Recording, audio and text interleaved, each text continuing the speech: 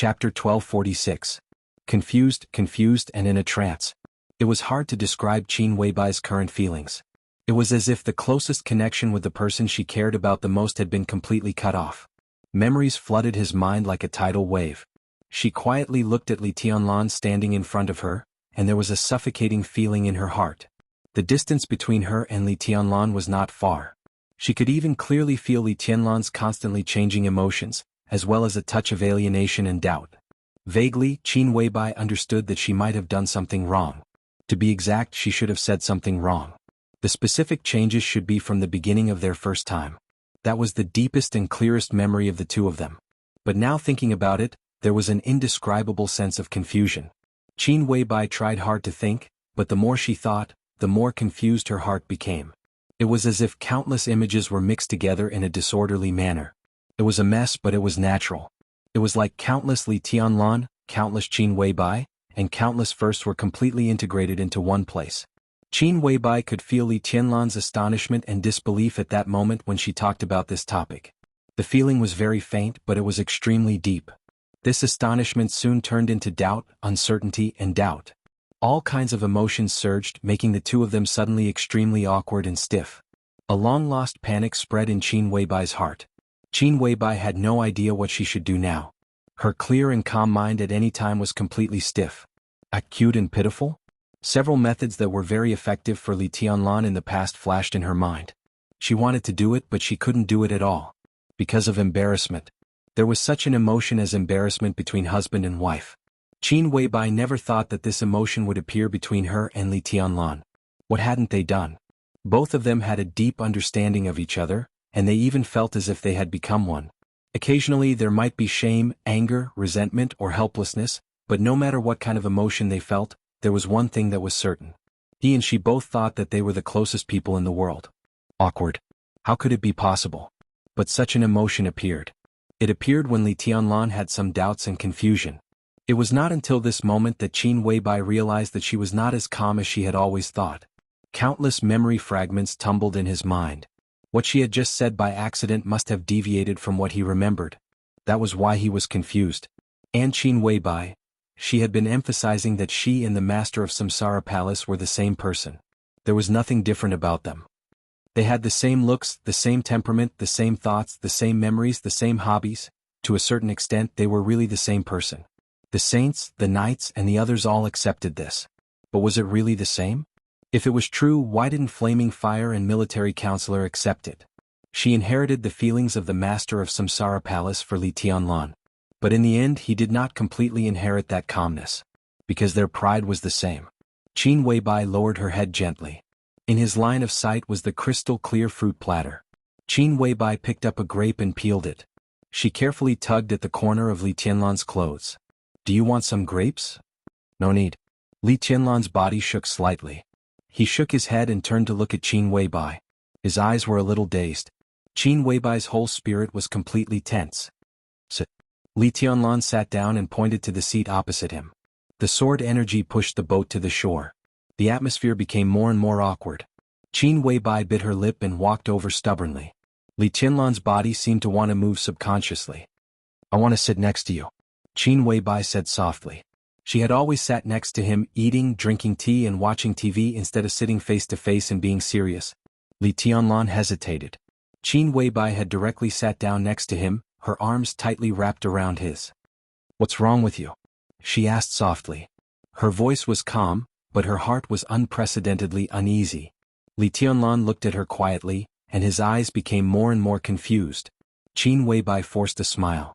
Li Tianlan shook his head. "I don't know." This was the truest truth and his truest state of mind. Some things had been slowly accumulating and would eventually break out when he was unprepared. Li Tianlan and Qin Weibai's first time. This was the most precious picture in his heart. It was an unforgettable night, and it was integrated into the depths of his soul. What was Li Tianlan at that time? A poor boy with a little potential who had not seen much of the world and had just walked out of the border camp with too many things on his back. That was all. The identity of the heir of the Li family? Glory? Glory my ass.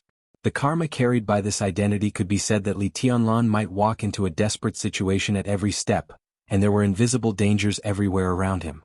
At that time, Li Tianlan was only in the ice-condensing realm after repracticing martial arts. He had the strength to rival the thunder-shocking realm, but compared with his identity, this strength was equivalent to no means to resist risks. No one knew that Li Tianlan was under great pressure, uneasiness and even fear at that time. What genius, what young heavenly sun, what rising star, what future invincible realm? What did the future invincible realm mean? In Li Tianlan's eyes, the so-called future invincible realm meant that he was nothing now. At that time he was just a young man who desperately needed time to grow up, but he had to struggle in the face of strong enemies all the time. He dared not think of anything and had to be careful in everything he did. What was Qin Weibai at that time? On the surface, she was a strong woman who controlled the Pre-Qin International Group. She was the outstanding beauty, known as the first beauty in Zhongzhou State. She was the goddess that countless big shots in the dark world dreamed of but did not dare to get close to. She was the highest will that could dominate the Samsara Palace. She was the top figure who could talk about cooperation with Zhongzhou State. She was the snow in the sky and the moon in the clouds in his heart, hazy, peerless, and inviolable. Li Tianlan still remembered the shock and amazement that seemed to invade his soul when he first saw Qin Weibai. That feeling was indescribable. Her perfection and delicacy came to his face like a dream, and he even dared not have any extra thoughts. He still remembered that when he took a sip of the water that Qin Weibai had drunk, his heartbeat accelerated and his face flushed. He still remembered the excitement and attachment when she leaned against him to take that photo in the dormitory of the Sky Academy. Whether Li Tianlan was willing to admit it or not, in fact when he first saw Qin Weibai he was a real conqueror. Qin Weibai had always occupied the role of the leader. Even in the future, the dominance of the two of them would quietly change with Li Tianlan taking the lead. It was also Qin Weibai who quietly changed the relationship between the two of them. Because of this, how could Li Tianlan's first time with Qin Weibai in that state of mind be like what Qin Weibai had just said? At that time, when Li Tianlan faced Qin Weibai, it was like facing the unique treasure in the world. He carefully protected her with love and affection from the bottom of his heart. This kind of love and affection had not changed until now. Maybe it was a little pretentious to say it, but Li Tianlan could be sure that his feelings for Qin Weibai could really be described with the word love. But this kind of love, this kind of feeling, this kind of love, when facing Qin Weibai now, there was a kind of alienation that Li Tianlan himself could not describe. This kind of feeling was too faint, so faint that Li Tianlan almost did not have the slightest awareness, but it always existed. Until Qin Weibai just talked about their first time. Her content and Li Tianlan's memory caused an irreconcilable conflict. At that moment, Li Tianlan actually felt that Qin Weibai was extremely strange, and the alienation that he had not noticed in the past suddenly began to become obvious. When did this feeling start? Looking back carefully, it seemed to be after the chaos in Snow Country. But Li Tianlan himself could not be sure about this. He could not tell where this feeling came from, but from time to time he felt that Qin Weibai seemed to be slightly different from before. This difference seemed to be real but also like his illusion. This sense of alienation accumulated little by little, giving him the most intuitive feeling that his feelings for Qin Weibai should not appear in the woman who was with him now. Finally, today this feeling directly reached the peak and became extremely obvious. When we first did it, I did not hit you, nor did I say that you were coquettish. Li Tianlan looked into Qin Weibai's eyes with a touch of temptation. Did you forget that night? I remembered it wrong. Qin Weibai had already returned to normal in the shortest time possible, holding Li Tianlan's arm more tightly. Because of this, so you are angry? Not angry. Li Tianlan shook his head. I can't tell that kind of feeling. You said before that I respected you a little too much, do you still remember? Qin Weibai giggled and her bright eyes regained their liveliness. I didn't say that. I said at that time that I didn't like the way you were careful in front of me. I am your woman and I belong to you. I need you to discipline me well, so I will be obedient. If you respect me too much, it will only drive us farther and farther away. I hope you can discipline me into the most perfect woman in your heart, not a goddess, or I won't feel owned at all.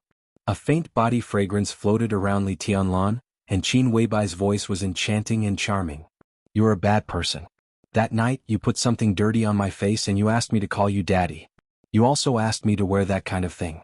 I didn't wear it, so you hit me. Li Tianlan's body was obviously relaxed. What Qin Weibai said was the original words of that day. What happened later was also some small fun between husband and wife that only he and Qin Weibai knew. In Li Tianlan's memory, it seemed that from that time he began to dominate Qin Weibai and really let his goddess become his woman. Under his discipline, Qin Weibai also became more and more obedient. Are you planning something bad? Qin Weibai touched Li Tianlan's chin. Her face was red, but she looked into his eyes very bravely. The memory of the first time in his mind began to become more and more chaotic. But it was only the memory of that night. The memory after that was very clear. Li Tianlan's test and suspicion had been very obvious in the question just now. But what Qin Weibai was least afraid of was this kind of test in all kinds of details that only the two of them knew. This was the most effective thing that could prove something. She answered without hesitation, and most directly felt Li Tianlan's relaxation. No, nothing. Li Tianlan shook his head subconsciously. Then tell me what you were thinking about just now. Qin Weibai touched Li Tianlan's head and tried to make her voice stable. I can't explain it clearly. Just now, Li Tianlan seemed to be thinking. Wild imagination, right? He held Qin Weibai in his arms. His eyes seemed to be more sober than before, with thinking and incomparably deep. Qin Weibai bit her lip and took out her trump card. Carry me back to the room. She held Li Tianlan's neck and gently bit her little white teeth. I thought you were angry just now. You scared me to death. Today I will punish you well. Li Tianlan held Qin Weibai up. He would never refuse this kind of punishment. The pencil scratched on the paper. Shenyuan Wushang wrote this sentence and then there was a long pause. It was thinking that paused. The tip of the pencil was still moving, but what was written was not words, but a large number of smears. He could weave a story. But the privacy between Li Tianlan and Qin Weibai was a forbidden area that he absolutely could not touch. So he let the pencil in his hand scribble on the paper page after page. When the pencil stopped, he reread the story he had woven. The story was so detailed and long-winded that it added up to tens of millions of words. Strictly speaking, it was no longer a story but a huge and complicated web. To be more precise, every detail in the story and every psychological activity of the characters were logic. The logic of the characters and the overall logic of the story. No matter whether the logic in it was normal or not, under the confinement of the logic model, all the logic was reasonable. Shenyuan Wushang put down the pencil and put the book in front of him back into the logic model. After thinking for a while, he took the book out and put it back again. After several times, he shook his head with a somewhat complicated expression. So, Her Highness Qin Weibai's memory is messed up and revealed a flaw? Xing Tian stood behind Shenyuan Wushang. His huge body glowed with a blue light similar to the logic model, and his voice was a little low. It should not be a memory disorder. It's just that the positioning is a little messed up. Shenyuan Wushang was a little speechless. I don't know what the specific reason is. The weaving traces have been erased. It should be something private between the couple. Sister-in-law's body has further recovered in the headquarters of the Lin clan, so there is a tendency for her memory to merge here. She just couldn't distinguish Li Tianlan and Dongqing Huangtu. The things in the two spaces are a little blurred, so she took Dongqing Huangtu's thing as Li Tianlan's. That's about it, so it made Big Brother suspicious. What impact will it have? Xing Tian was a little confused. I don't know. Shenyuan Wushang smiled bitterly, separated the logic model again, and fused half of the logic model and the pencil in his hand with Xing Tian again. I can only try my best to suppress this matter, but what kind of person is Big Brother? Now that he has doubts, I'm afraid this matter can't be suppressed for long. Xing Tian was silent. Ensuring Li Tianlan's smooth return was the most important task of the spacetime corridor at present. Sending the ninth prince here had fully proved the attitude of the spacetime corridor toward this matter. There really could not be any accidents. But Qin Weibai, anything that Her Highness did could have a huge impact and accident on His Majesty Li Tianlan. How is Her Highness? Xing Tian asked in a low voice. Actually, she's fine. Shenyuan Wushang thought for a moment. But it takes time, which is what I'm most afraid of. He pursed his lips and his eyes became more and more helpless. Recently, Qin Weibai had been making continuous progress in the spiritual field, some of which she didn't even realize herself. All this showed that Her Highness, who was currently in the headquarters of the Lin clan, was constantly recovering. Now the Lin clan was worried about the injury of the master of Samsara Palace, but in Shenyuan Wushang's mind, as long as that injury was stabilized, it was the least worrying. The reason why the master of Samsara Palace hadn't regained consciousness was that her consciousness was now trapped in her own space of consciousness. The space similar to the eternal furnace was still changing. Shenyuan Wushang left a test bench there, which could speed up the recovery process of the master of Samsara Palace to a certain extent. But the most important thing was to speed up the process of her return, at least to let her realize something. The Lin clan had never given up on the treatment of the master of Samsara Palace. Xinyuan Wushang had a detailed understanding of this. He had estimated the time it would take for the master of Samsara Palace to be in the depths of his consciousness. Combined with the current situation of the master of Samsara Palace, he estimated that it would take about 5 years for the injury of the master of Samsara Palace to completely stabilize and then wake up. About 20 years later, Qin Weibai could initially return. With the awakening of the master of Samsara Palace, Qin Weibai could now also find Li Tianlan and the tree in her dreams. Xinyuan Wushang was very clear about what the tree meant. It was the foundation of Qin Weibai's authority, but now it had been polluted, or it could be said that it had been severely damaged. And the virtual shadow sitting under the tree was the most important divine form in Li Tianlan's martial arts authority. 9 deaths. When the master of Samsara Palace woke up, it meant the beginning of the return. Her authority would naturally recover, and 9 deaths would smoothly leave Qin Weibai's space of consciousness and return to Li Tianlan. With this divine form, Li Tianlan could smoothly set foot in the real supreme domain and completely master the core characteristics of the level 8 authority of martial arts. At that time, he and Li Tianlan would join forces and could already fight against the will of the world in a real environment to a certain extent. Thus, he would tell Li Tianlan most of the truth and let Li Tianlan begin to formally return. And before this period, that was, within 5 years, Li Tianlan could not go to see the master of Samsara Palace no matter what. Both of their authorities had begun to awaken initially, and they were in the process of formally finding themselves. Their own authorities were extremely fragile. Qin Weibai could be a buffer, but once Li Tianlan got close to the real master of Samsara Palace, their authorities were likely to have a fundamental conflict. One was the founder of the neutral camp. The other was the only supreme person in the human clan who currently held the peak authority of the order camp. There were only 2 possibilities for the two to meet in this state. Either they merged with each other and became one person, or their authorities were as incompatible as fire and water, and they both died. Either result was not something that the space-time corridor could bear. Qin Weibai's buffer was exactly right. But once Li Tianlan found out the truth that Qin Weibai hid, in the next 5 years in order to stabilize Li Tianlan, they could only tell Li Tianlan that the master of Samsara Palace had died. It was a deception, but it was a last resort. How would Li Tianlan react after knowing the news? That was what Xinyuan Wushang dared not think about.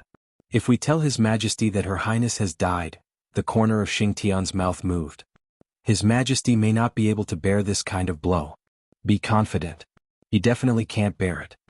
Xinyuan Wushang said with a wry smile, you won't understand the feelings between big brother and sister-in-law. Their bond is too deep. From the beginning to the present, if they could really let it go, they wouldn't be them. In the first battle, all kinds of information showed that sister-in-law had a chance to survive, but she forcibly affected the situation of the final battle, and barely fought to a situation where both sides suffered. In order not to let her die completely, Big Brother separated the divine body and the 9 deaths to suppress her authority core. When he was seriously injured, he separated the core again. At that time, he didn't even make it to the end of the world. Now, they have been reincarnated several times in a row, and they barely returned. But this kind of bond is impossible for Big Brother to let go. And in this life, most of Big Brother's current achievements come from sister-in-law's support. If we lie to him that sister-in-law has died, God knows what will happen. But no matter what happens, it will definitely have a huge impact on the process of his return. Xing Tian thought for a while and said softly, but now there is Qin Weibai. Does your highness also think that the current Qin Weibai and the master of Samsara Palace are 2 different people? Of course they are the same person. Xinyuan Wushang sighed and said, but the premise is that they can only be one person when they are together. If one dies and the other lives, then she is not her and she is not her. Xing Tian was silent. After a long while, he said softly, can you still delay it? This is the only chance. Xinyuan Wushang shook his head and said, now Big Brother has noticed it. Even if he hasn't officially returned, the real mark is there. I can only make up what happened today and let the model give today's matter reasonable logic. But even so, it is difficult to dispel Big Brother's idea. It is hard to say what will happen next. It depends on when Big Brother realizes it. If, Xing Tian's low and worried voice sounded. If His Majesty really can't bear it. There can be no if. Xinyuan Wushang shook his head and said, I'm afraid this matter can't be hidden. In the end, Big Brother will inevitably be deceived, so we can only use other forces to stimulate his spirit. For example? Xing Tian asked. For example, Big Brother's daughter. Xianyuan Wushang said softly, "It seems that we should find sister-in-law Yuetong." Chapter 1247. Where was Wang Yuetong now? The Wang family of Beihai and Emperor Dong's palace were eager to know the answer to this question. Xianyuan Wushang and Xing Tian also wanted to know the answer now. But it was just a thought. Compared with Li Tianlan and Wang Xingxiao, who tried to find a needle in a haystack regardless of manpower, material and financial resources, Xianyuan Wushang and Xing Tian knew the result from the beginning. It was impossible to find her. Even if Zhongzhou State, no, even billions of people in the world were placed in front of Li Tianlan and asked him to look at them one by one, Li Tianlan could not find Wang Yuetong. When she left Beihai alone, no one could understand the sadness and grievance in Wang Yuetong's heart. She could not stand in the position of her family to be Li Tianlan's enemy. She could not stand on Li Tianlan's side against the family that gave birth to her and raised her. The moment Li Tianlan set foot in Beihai, Wang Yuetong herself had become a joke of the Wang family of Beihai. The Wang family of Beihai had reasons not to compromise. Li Tianlan also had personal affairs that he could not let go. Wang Yuetong was caught in the middle. The two sides that squeezed her might have more or less considered her existence, but in the end they did not compromise. Because they could not let go and could not retreat. So on Mount Dibing that year, Li Tianlan's sword directly pierced Wang Yuetong's heart. At that moment, the reality was so naked and bloody in front of Wang Yuetong. There were some things that she really could not change or escape. She was caught in the middle and could only be in a dilemma. So she used her body and even her life to face Li Tianlan's edge. Death was death. She was not afraid of death. Why would she care about love and family? She did not care about her own dilemma. She just intended to destroy everything she had in exchange for Li Tianlan and Mount Dibing not to be in a dilemma. After that sword, Emperor Dong sweeping across Beihai completely came to an end. It was like an incomparably grand farce. Silver Moon Sky Light Town Beihai. But after that sword, Li Tianlan did not kill her in the end. The fact was undeniable. If it were not for Wang Yuetong, no one could be sure what the whole Mount Dibing, all the elites, all the forces, and all the foundations would be tormented by Li Tianlan, who was full of killing intent at that time. No matter what it was, at least it wouldn't be like 2 years ago when they finally gave up. Li Tianlan finally took a step back. In Wang Yuetong's mind, all the affection, love, promise and future between her and Li Tianlan were completely shattered when Li Tianlan took a step back. There was nothing left, not even a drop. Although the Wang family of Beihai suffered heavy losses and lost face, at least because of Li Tianlan's retreat, its foundation was preserved. This was what Wang Yuetong had protected at all costs.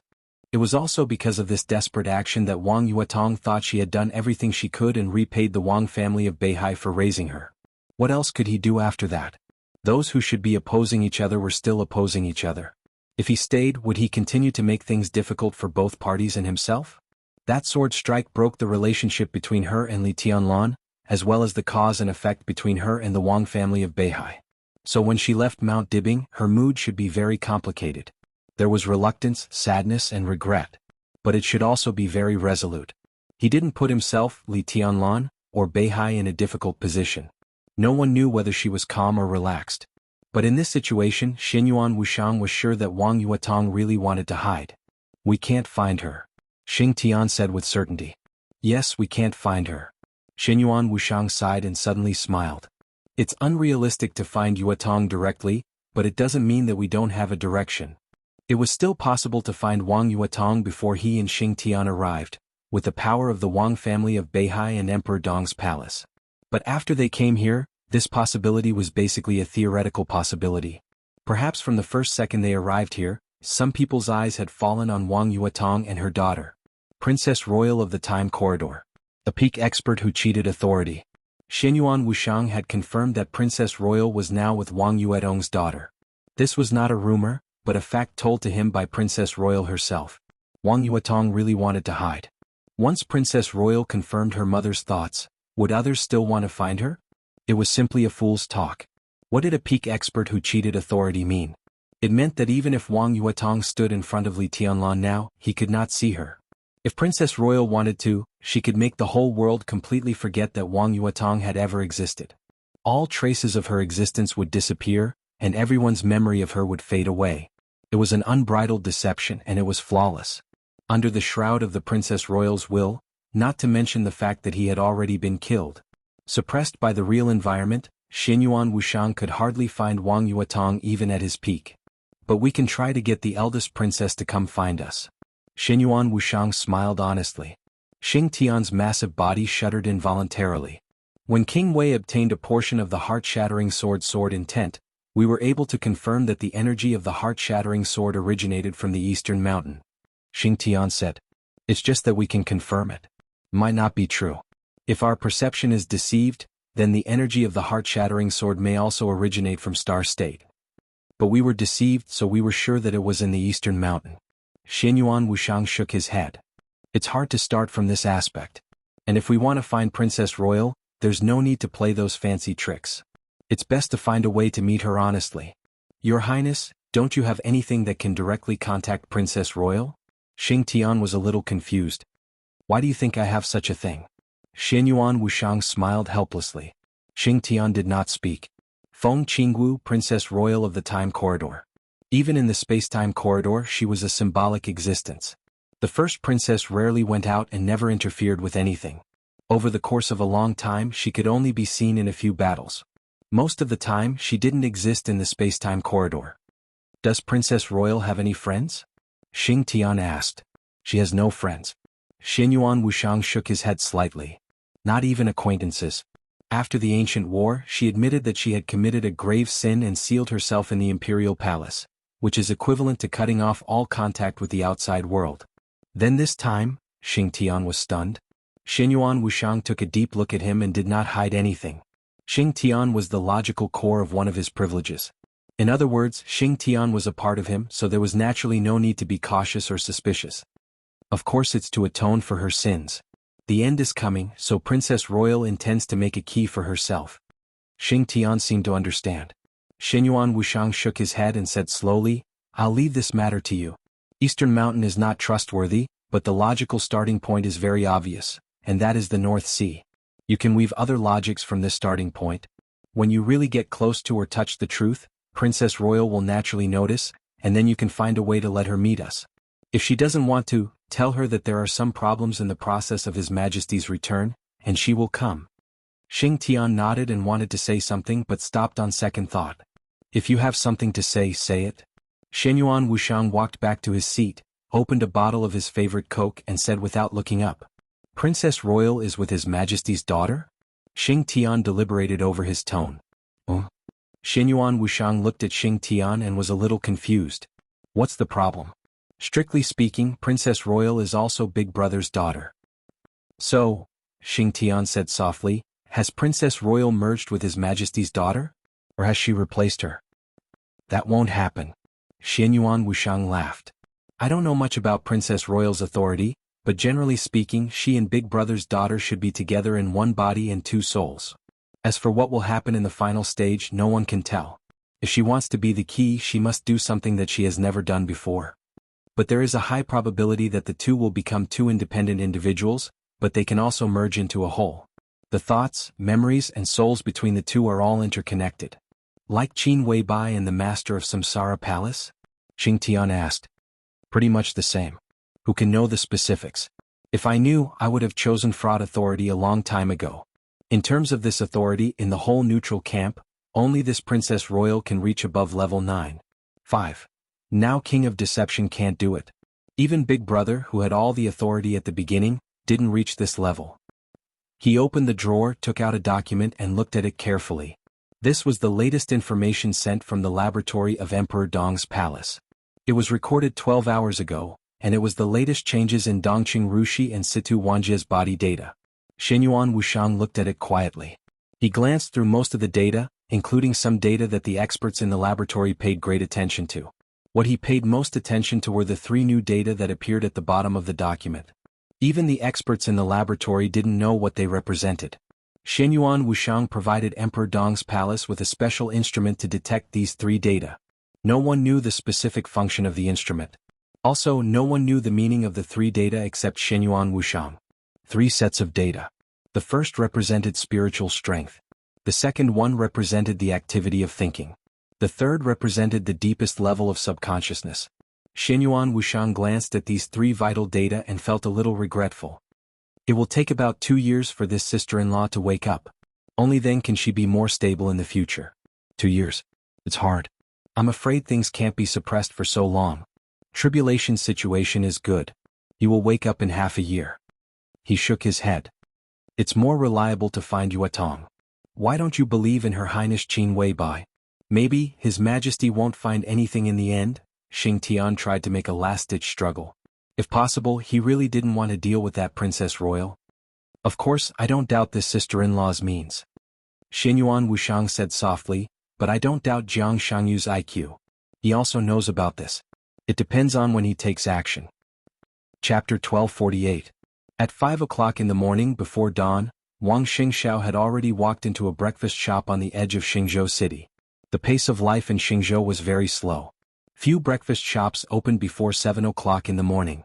If Wang Xingxiao didn't make an appointment in person, this shop with a special Rigiamo sign would usually open at 7:30 in the morning and close at 9:30 in the morning. It only sold 500 Rigiamos a day. Although it was a lot, it was never for money. It was in short supply all year round. Wang Xingxiao ordered 20 Rigiamos and 2 bowls of mutton soup. In the rising steam from the mutton soup, he picked up the Rigiamo and took a bite. The steamed bun was crispy, the meat was tender, and the fat was moderate. It was fragrant but not greasy. It's really... I haven't eaten it for a long time. Wang Xingxiao sighed softly. I've eaten it for so many years since I was a child, but I'm not tired of it. I don't know whether I'm great or Uncle Yuan's cooking is great. Of course I'm great. The middle-aged boss in an apron, who looked to be in his 50s, brought over 2 freshly made Rigiamos and scolded them with a smile. You 2 little rabbits ate here for several months in a row. At first, you could eat 5 at a time and then you could eat 8 at a time. Not only did you refuse to pay, but you also brought people here to eat and drink for free, including Yuatong, Tang Shi, Song Xiai, and even Wang Xiaoyao. Later, I asked your father for money, but he didn't want to pay. I almost fell out with him. Then you have to blame Brother Jiang. He said he was close to you and didn't need to pay. Wang Xingxiao laughed and looked at Di Jiang, who was sitting opposite him, calm and quiet. The middle-aged boss slapped Di Jiang on the back. I haven't seen you for more than 2 years. Where have you been? Is my Rigiamo not delicious anymore, or are you tired of the old? You seem to have changed a lot. Are you pretending to be mature? Cough, cough, cough. Di Jiang was busy drinking mutton soup. There were a lot of chili in the soup and it tasted ecstatic. The slap made Di Jiang choke and cough, and his delicious face turned red. The boss laughed and got up to fill a small bowl of clear soup. He condensed frost in his hand to cool the soup and handed it to Di Jiang. Drink it quickly. Wang Xingxiao looked at this scene and smiled without saying a word. The boss here was surnamed Yuan, and his first name was Quan. He had been serving Mount Dibing in Beihai since his great-grandfather's generation. In the hearts of the Wang family of Beihai, he could be said to be a true descendant. Yuan Quan's grandfather had been the protector of the Patriarch of Beihai and was also one of the 3 superiors of the Invincible Realm in that generation of the Wang family of Beihai. After he died of old age, his name was engraved on the stone of formidable person. Yuan Quan's father was one of the several people in charge of the Beihai Physics Laboratory in the previous generation. In Yuan Quan's generation, he used to be one of the top superiors of Mount Dibing. His strength had reached the peak of the thunder-shocking realm. His code name was Flying Ape. He was famous for his speed and was also well known in the Dark World. However, his foundation was seriously injured in a mission more than 10 years ago, and he barely retained the strength of the early stage of the ice-condensing realm. After Yuan Quan was injured, he stayed in Mount Dibing for a few years. He really couldn't stand the loneliness, so he simply brought his family to Xingzhou City and opened a breakfast shop. Now it could be regarded as the signature of the breakfast industry in Xingzhou. The detached villa left to him on Mount Dibing was still there, and now his son basically lived there. He had an excellent relationship with Wang Xingxiao and Di Jiang. Even though he left Mount Dibing in Wang Tianzong's eyes, he was also a confidant. His son, Yuan Shu, graduated from Beihai Military Academy 6 years ago. He had joined the Beihai Corps while he was still in school and was awarded the rank of second lieutenant. After graduation, he soared to the sky. In just 6 years, he was already a lieutenant colonel. After Wang Xingxiao became the patriarch of the Wang family of Beihai, the Beihai Corps recruited more than 300,000 soldiers in more than 2 years. Yuan Quan's son, Yuan Shu, was one of the main people in charge of this recruitment. It was self-evident what this meant. I just got out and I haven't even had time to see the light of day again. You almost slapped me back again. Di Jiang rolled his eyes and took a big bite of the Rujiamo. After more than 2 years in Beihai prison, he really wanted to have a bite of it for a long time. What do you mean by just got out? Did you commit a crime? Yuan Quan grinned. He didn't pay much attention to Mount Dibbing now. To cultivate my mind and body. Dijiang smiled. His eyes were deep and satisfied. More than 2 years. I've gained a lot. Tut? Yuan Quan sighed with some regret. I thought you were caught and thrown into Beihai prison by the Nalan family because you failed to rape the little girl of the Nalan family. The little girl of the Nalan family, Dijiang's eyes dimmed slightly. Realizing that he had said something he shouldn't have said, Yuan Quan coughed awkwardly, stood up and said, You eat first, I'll continue to cook. I'll add soup and meat. You eat slowly. Wang Xingxiao smiled bitterly. He looked at Dijiang and didn't speak. Dijiang drank the soup in silence. Compared with more than 2 years ago, he didn't seem to have changed much, but he did. More than 2 years ago, no matter how steady he was, he occasionally had the arrogance and high spirits of his youth. Double Thunder Veins entered the invincible realm at the age of 36, came from a wealthy family, was the chief student of Sword Emperor, and was handsome. Dijiang did have the capital to be proud and arrogant. Today, 2 years later, he was nearly 40 years old. Some of the situation and spirit in those years had gradually disappeared with these 2 years of imprisonment. Now Dijiang seemed to have completely settled down and was as quiet as an ocean. Wang Xingxiao didn't know what to say. He stirred the mutton soup in front of him in silence. She went to Tianan, didn't she? Dijiang lowered his head and whispered, Did she come back? Wang Xingxiao shook his head with a bitter smile. With her character, although she went to Tianan, there was basically no news about her. I guess she rarely left the lab. Beihai's silver eyes. Beihai's Nalan Shuring. When the genius woman with silver eyes was still in the Beihai lab, Dijiang was one of the few people who could take her out of the lab. Dijiang liked her. He had never denied it. Nalan Shuring, who was so focused and pure that she looked a little cold, never resented getting along with Dijiang. But she just didn't resent it. The relationship between the two had been lukewarm for many years. Maybe they were friends. They were closer. Maybe in her heart, Dijiang was her big brother. But that was all. Now that Nalan Shuring had gone to the Southern Heaven region, it meant that if there were no accidents, it would be very difficult for Emperor Jiang to see those enchanting silver eyes in the future. The faintly discernible connection between the two had been completely broken. Dijiang ate the rujiamo and suddenly smiled. He asked, What are you going to do with me? What do you think, Brother Jiang? Wang Xingxiao wisely changed the topic with Dijiang. More than 2 years ago, under the pressure of Wang Qinglei and Wang Xiaoyao, Dijiang was finally not expelled from Beihai, but he was imprisoned in Beihai prison. The reason? Just because Li Tianlan said something to Dijiang at that time. In fact, Li Tianlan just moved his mouth and didn't say anything. This seemingly ridiculous little trick caused great pressure to Dijiang in the internal environment of the Wang family of Beihai at that time. It was because Dijiang couldn't say what Li Tianlan said at that time. Someone in Beihai wanted to execute him. Or be expelled from Beihai. Temporarily imprisoning him in Beihai prison was the best choice Wang Xingxiao could make under absolute pressure. The past 2 years were definitely not a waste for Dijiang. He lived next door to Wang Tianzong. He could feel the sword intent of the Chosen One all the time. The sword intent condensed bit by bit, extremely detailed and clear from the initial chaos. This was equivalent to showing every detail of the 6 paths of reincarnation sword of the Wang family of Beihai in front of Dijiang, and what was shown was the essence of Wang Tianzong's swordsmanship. Dijiang, before entering Beihai prison, used a saber. The two ideas of using a saber and a sword were completely integrated with him in more than 2 years. His realm, which had just entered the invincible realm, quickly stabilized, and then began to sprint toward the peak of the invincible realm. His martial arts were gradually changing and maturing. It was like a saber but not a saber, like a sword but not a sword. He was proficient in both saber and sword, plus his original double thunder veins. Now his incredible power and his own martial arts were enough to become the real pillar of the Wang family of Beihai. Who was his opponent before entering Beihai prison? The opponent he could compare with at that time was Saint, who entered the invincible realm at about the same time as him, and Dawn of Purgatory of Heaven Capital, who entered the invincible realm at about the same time as him. Now he ranked at the bottom of the divine list. However, the opponent in his heart right now was the Dark Queen Moongaze. It was Wang Xiaoyao who had confirmed that he had entered the peak of the invincible realm. It was Li Shi who had entered the peak of the invincible realm for more than 20 years. He was the so-called Heavenly Imperial Guardian, Gu Xingyun. Now Dijiang was indeed a little bit away from the real peak of the invincible realm. This gap could be said to be a lot, but it could also be said to be very small. It was so big that an ordinary invincible realm expert could never surpass it, and so small that his dual thunder veins could make up for it. In terms of strength alone, his strength had far surpassed that of the peak of the invincible realm. This was the trump card with which he was confident that he could fight against most of the experts today. How about I go to Tiannan? Dijiang asked with a smile. Tiannan can't hold on much longer, can it? You went to the southern heaven. Of course there would be a place to stay.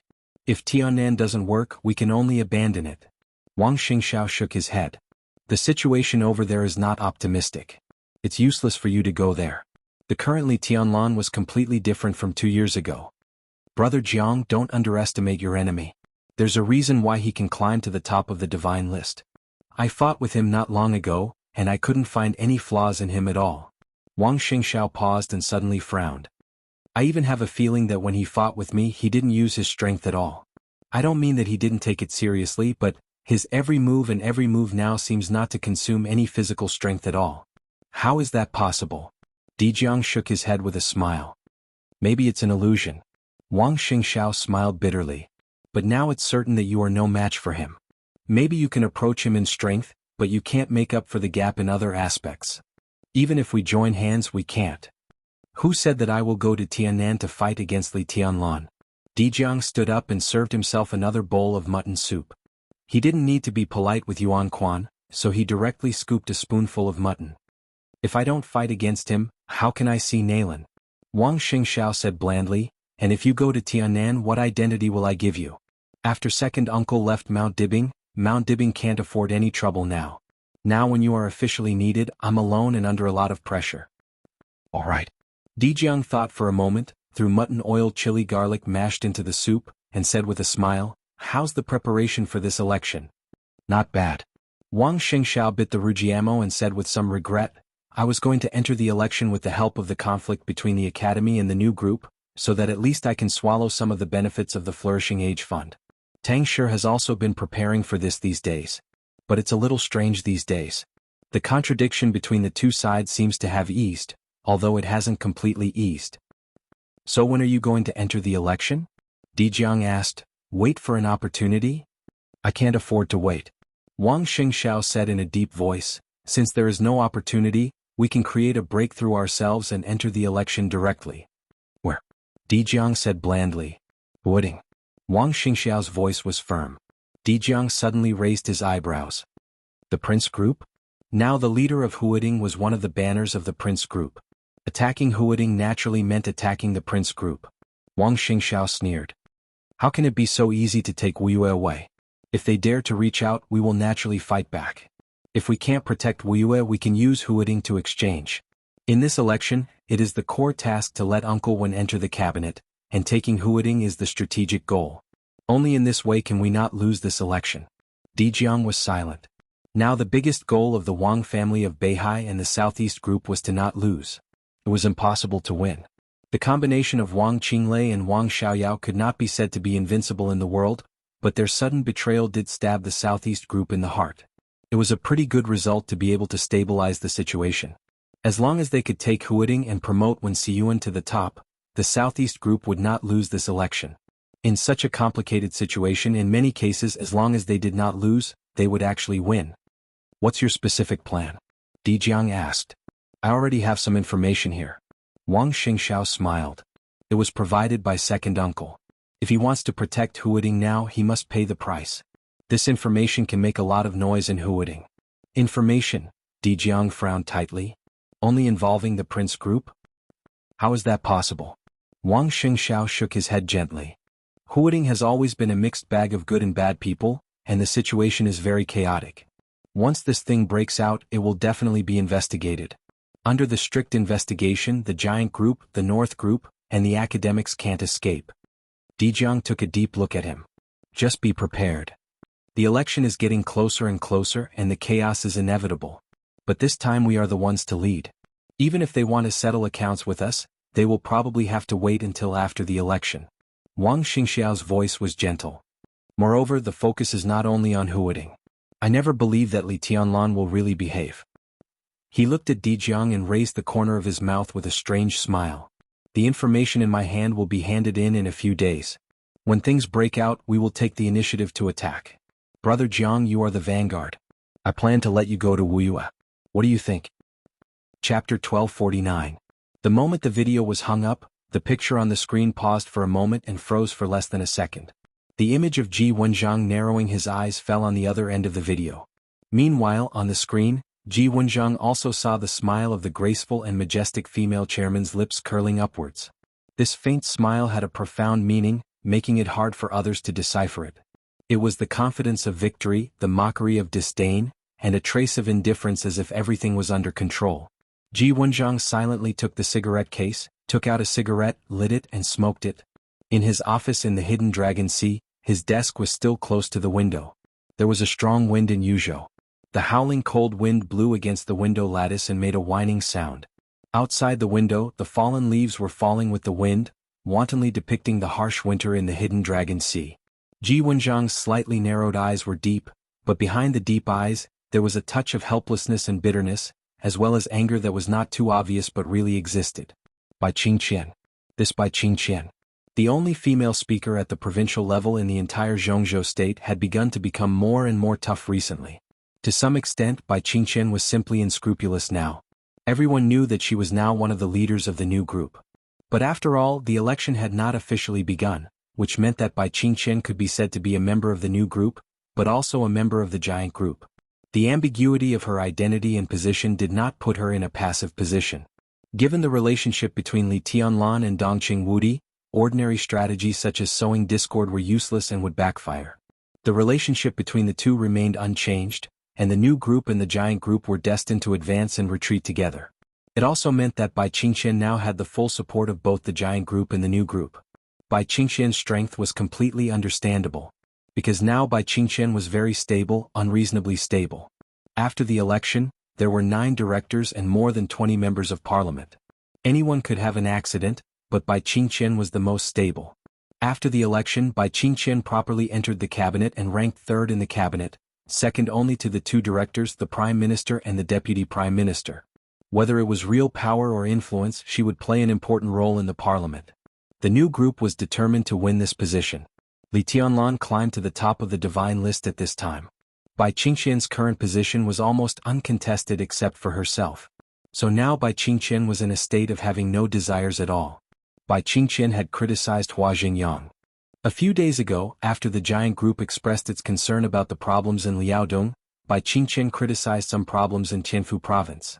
The speaker of Liaodong criticized the Qianfu province, which was a hot topic in Zhongzhou state in recent days. Everyone could feel Bai Qingqian's confidence. But it was not over. Ji Wenjiang did not expect that he would be forced into a corner by Bai Qingqian. The Liaodong wandering case had fallen into a stalemate. Ji Wenjiang personally went to Liaodong, but the case suddenly became a stalemate, which was a great irony. After Ji Wenjiang arrived in Liaodong and had a talk with Bai Qingqian, the task force which had been investigating smoothly in Liaodong, suddenly encountered great resistance. The complexity of the case began to change. Many clues that had been locked down either disappeared or became a trap to mislead the task force. It seemed that the closing of the case was far away. This made the task force have a little doubt about Ji Wenjiang, but it was just a doubt. No one had expressed it yet. Ji Wenjiang naturally would not stay in Liaodong for long. He stayed there for 3 days and talked with Bai Qingqian several times. But Bai Qingqian's voice was very clear: stability, harmony, and unity. Ji Wenjiang could only fly back to Yuzhou. Soon as he came back, the person in charge of the task force began to call Ji Wenjiang to complain, saying that the task force was under unprecedented pressure in Liaodong. It was inevitable that there was some emotion and resentment in his words. No matter what the inside story was, at least the process was obvious. Before Ji Wenjiang went to Liaodong, the task force went smoothly. After Ji Wenjiang talked with Bai Qingqian, the task force began to hit a wall again and again. They were all experienced old inspectors. Naturally, they would not see anything from the surface, but the surface was also a clue. Although they did not suspect anything, at least they were now very curious about what Ji Wenjiang and Bai Qingqian had talked about. This curiosity was caught by Ji Wenjiang. Undoubtedly, Ji Wenjiang was a little annoyed and immediately had a video chat with Bai Qingqian. Bai Qingqian's attitude did not change at all. His attitude was extremely clear. He just wanted stability. Bai Qingqian very strongly expressed that she had the confidence to control Liao Dong and hoped that the parliament would believe in her ability. He expressed full support for the work of the task force, but he also expressed that he did not want the task force to be used by people with ulterior motives. Bai Qingqian said that going to Liaodong was just an accident. The general situation in Liaodong was not as bad as she had imagined. She hoped that the parliament could trust Liaodong and the parliament of Liaodong. She hoped that in this sensitive period the task force would respect the facts when investigating the case, and at the same time, they should know when to stop and not pester endlessly. The task force should be the task force of this case, not a group of fake inspectors with ulterior motives who wanted to see the world in chaos. If the previous words were said to be a strong chairman, then Bai Qingqian's last words were undoubtedly a naked mockery. Ji Wenxiang was so angry that he almost disregarded the consequences and directly talked to Bai Qingqian on the other side of the video chat. But in the end he restrained his anger and barely found a way out. He said that he hoped that both sides would calm down and talk about it. Then he hung up the video chat. Bai Qingqian's attitude was completely beyond Ji Wenxiang's expectation. It was less than a week after the task force went to Liaodong and he went to Liaodong. But in this week, Bai Qingqian's attitude was completely like that of a different person. What did this mean? This was not only Bai Qingqian's attitude. To some extent, this was the change of the new group in the academics.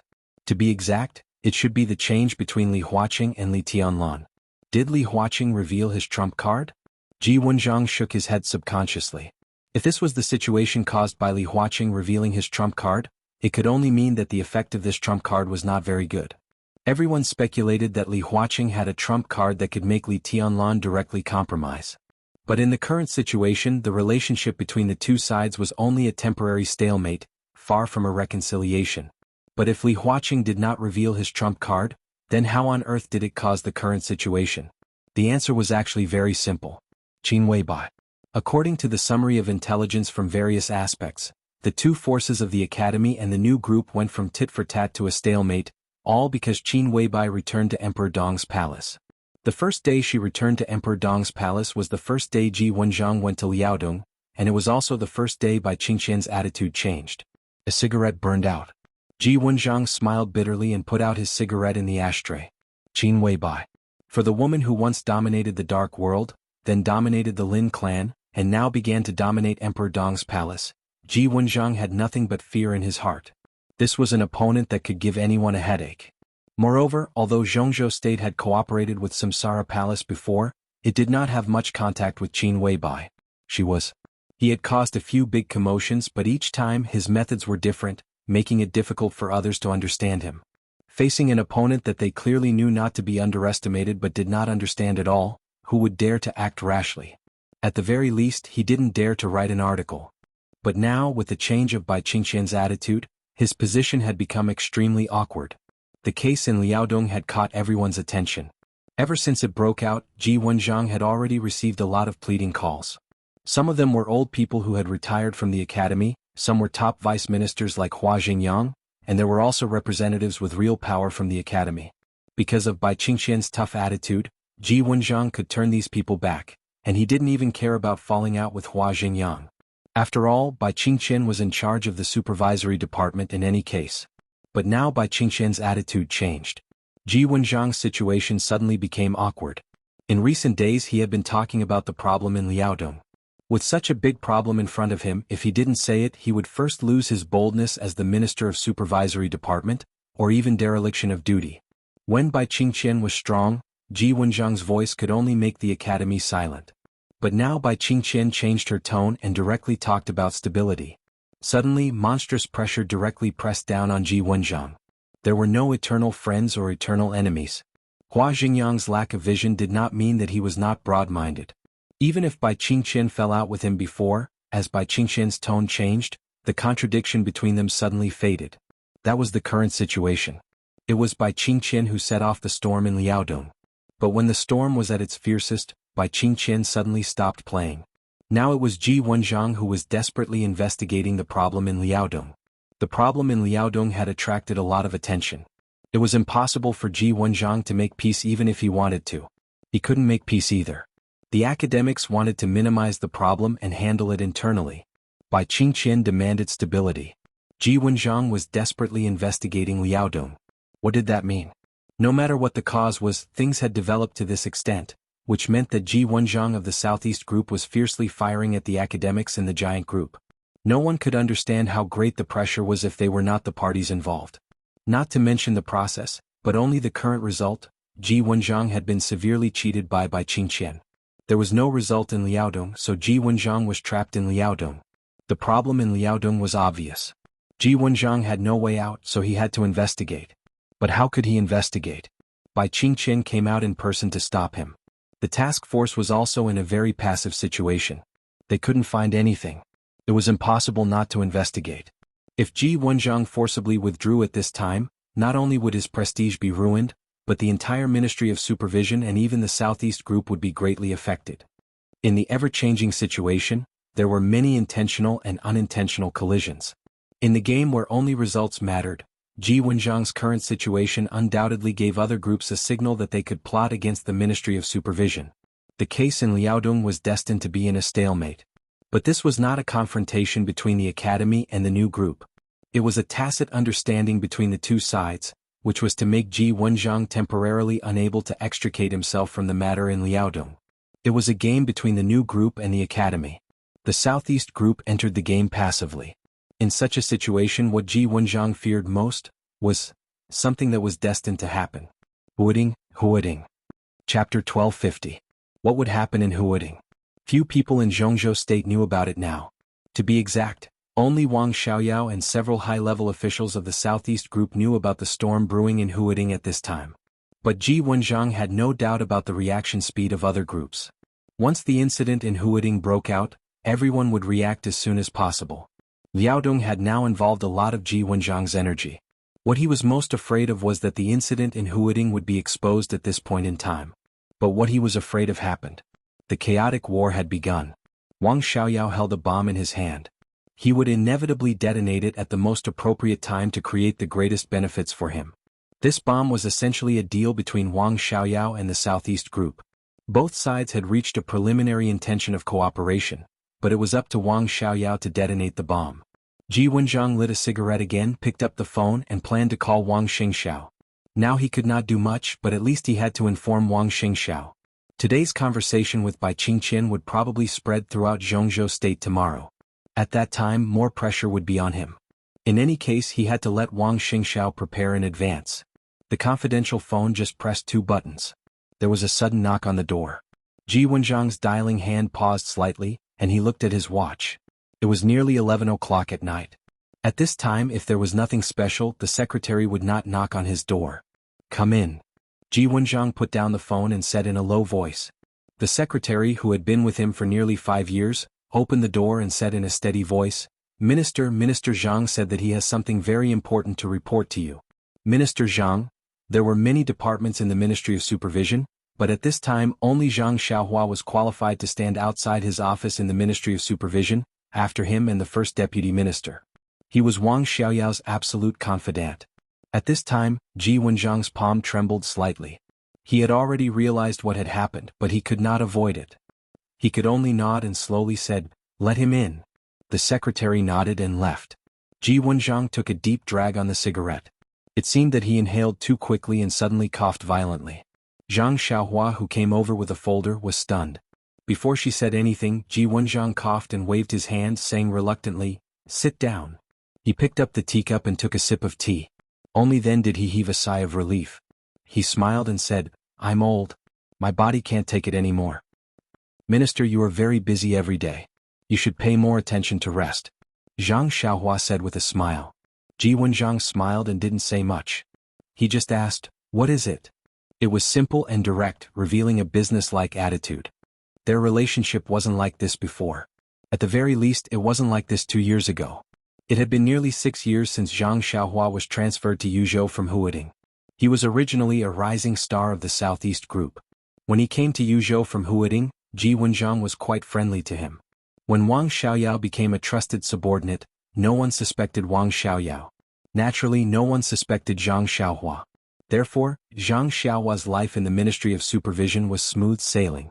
When he first came to the Ministry of Supervision, he was the deputy minister. Now he was still the deputy minister. It seemed like nothing had changed, but under Ji Wenjiang's guidance, his status in the ministry had skyrocketed. The difference was like heaven and earth. Now, Zhang Xiaohua could be said to be the third most important person in the Ministry of Supervision. In such a top government office, Ji Wenjiang was a director, and the first deputy minister was a counselor.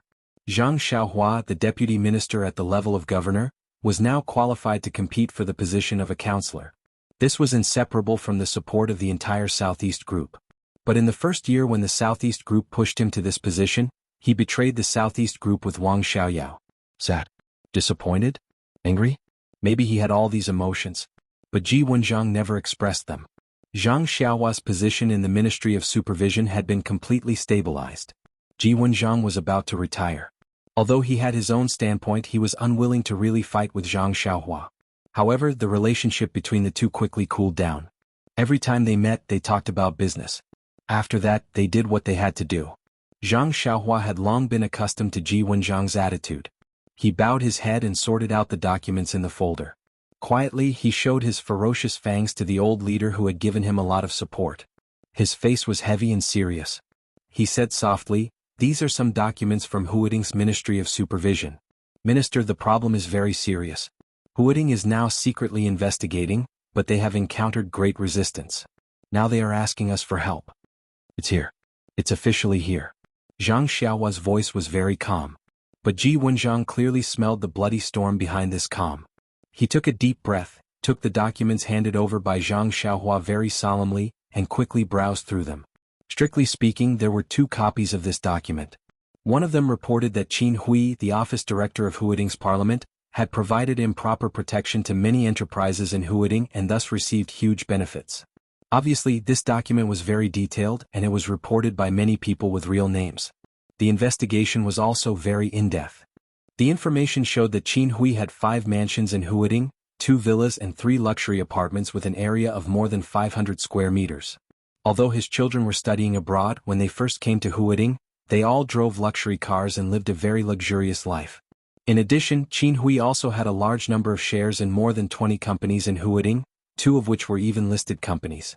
Of course, the name of the mansions, luxury cars and shares were not written in Qin Hui's name, but the names of his relatives. The most outrageous was a company called Xinghua Real Estate. Its third largest shareholder was named Qin Ming, who was only 15 years old this year and was still in junior high school. Not to mention the shares of those companies as the most prosperous international metropolis in Zhongzhou State, the housing price in Huading was completely expensive. Just the 5 mansions alone were worth more than 500 million Zhongzhou dollars. 500 million. In the entire Zhongzhou state, except for the governor and deputy governor of Beihai province, how many people could take out 500 million in public? The office director of Huading's parliament. This sounded inconspicuous, but it was a real power. Qin Hui was a legitimate deputy governor, and also one of the 13 councillors of Huading. It could be said that he was the representative of Huading's speaker in Huading to the outside world, and the chief steward of the entire Huading. Comparing this position with this amount of money, it was a shocking impact. Ji Wenjiang glanced at the second document in a hurry. He didn't read the specific content of that document, but he saw the target of the report in the second document. Sun Qingguo. Well, if Qin Hui was the chief steward of Huading's speaker to the outside world, then Sun Qingguo was the chief steward of Huading's speaker to the inside world. He was the speaker's personal secretary. These 2 documents, these 2 knives were completely aimed at the Prince Group. But what was this? Somewhat confused, Ji Wenjiang looked at Zhang Xiaohua. Zhang Xiaohua's face was calm and collected. Wang Xiaoyao stabbed the Prince Group in the back? No matter how the situation changed, now one thing was certain. The Prince Group had become Wang Qinglei's biggest reliance. At this time, Wang Xiaoyao stabbed the Prince Group in the back? What do you think? Ji Wenjiang suddenly asked while looking at the documents in silence. We still have to investigate it. Zhang Xiaohua said softly. Of course we have to investigate it. Ji Wenjiang forced a smile and his face was a little pale. Tell me your specific thoughts. Things in Huading may be very complicated. What is said in the documents may not be all. Now is a critical period. It's better to find out the problems in Huading as soon as possible. Zhang Xiaohua smiled and said, I know Chu Jiangqiao very well. He is capable enough, but sometimes he is too meticulous. He is good at stabilizing the situation, but in the face of complex cases, it is inevitable that he will waste some time. Minister, we don't have so much time to waste now, and Chu Jiangchao has been in Huading for too long. It is inevitable that he will fall into various circles and it will be difficult for him to exert his full strength. Zhang Xiaohua's voice paused and she looked up at Ji Wenjiang. Ji Wenjiang nodded expressionlessly and said, "Go on." Zhang Xiaohua smiled and said, "So my suggestion is that at this time, Chu Jiangchao should be transferred away from Huading. Jiangchao is a talent. It is very good to put him in a stable environment and play a deterrent role. I think it is very good to let him go to Wuyue. As for Huading, we need to transfer a tough character who really dares to fight there. Minister, didn't you plan to let Lu Xiangyang go to Wuyue in the meeting a few days ago? It's completely unnecessary. I think it will be bad if Lu Xiangyang goes to Wuyue. Wuyue has been relatively stable in recent years. There may be some small problems, but we should believe in Speaker Qinglei's ability. At this time I think it is the best choice to let Lu Xiangyang go to Huading." Zhang Xiaohua said slowly. Ji Wenjiang took a deep look at Zhang Xiaohua and instantly understood what she meant. Transfer Chu Jiangchao out and Lu Xiangyang there. On the surface, it was the Southeast group that was attacking the Prince group. Of course this kind of cover-up seemed meaningless. Moreover, he was now involved in the Liaodong case, and the influence he could exert on Huading was relatively limited. Therefore this case was really in the hands of Wang Xiaoyao. As for how to develop, Lu Xiangyang, who had just arrived, could not beat Wang Xiaoyao. Only Wang Xiaoyao had the final say. And Lu Xiangyang was just a shield pushed out by Wang Xiaoyao. Similarly, with this shield Wang Xiaoyao could do a lot of things. Once the case in Huading broke out, Wang Xiaoyao, who held the case, would have the bargaining chip with all parties. At that time, not only Wang Xiaoyao but also Wang Qinglei might occupy a great dominant position, and even have the possibility to get out of this mess. At this time Wang Xiaoyao released the case in Huading, which was tantamount to single-handedly provoking the chaos that had already begun. Next, it should be time for all the big groups to show their abilities. Chapter 1251. While most people were caught off guard, Huading was in a state of turmoil. Liaodong was still in a stalemate. The Flourishing Age Fund was still in a stalemate. Although undercurrents were surging in Zhongzhou State, it looked calm on the surface. All the major groups seemed to be preparing or not. Therefore, when most people were watching silently, the sudden storm in Huading completely brought the undercurrents under the calm situation of Zhongzhou State directly to the surface. The Ministry of Supervision received real-name reports from many entrepreneurs in Huading and a large number of people through special channels. They reported that Qin Hui, the director at the bottom of Huading, provided improper protection for many enterprises, participated in unfair competition and received huge benefits. The real-name reports involving many people had always been investigated. And the list of whistleblowers included several influential entrepreneurs in Huading. The nature of the matter suddenly began to escalate. Ji Wenjiang specially held a plenary meeting of the Ministry of Supervision. As soon as the meeting ended, the special task force of the Ministry of Supervision was established. Zhang Xiaohua, the deputy minister, served as the leader of the task force and personally led the team to Huading to investigate Qin Hui's case. Huading was turbulent. The Ministry of Supervision was also turbulent. In the meeting of the Ministry of Supervision that lasted more than 5 hours, there were countless fierce confrontations, and the forces of all the major groups went all out.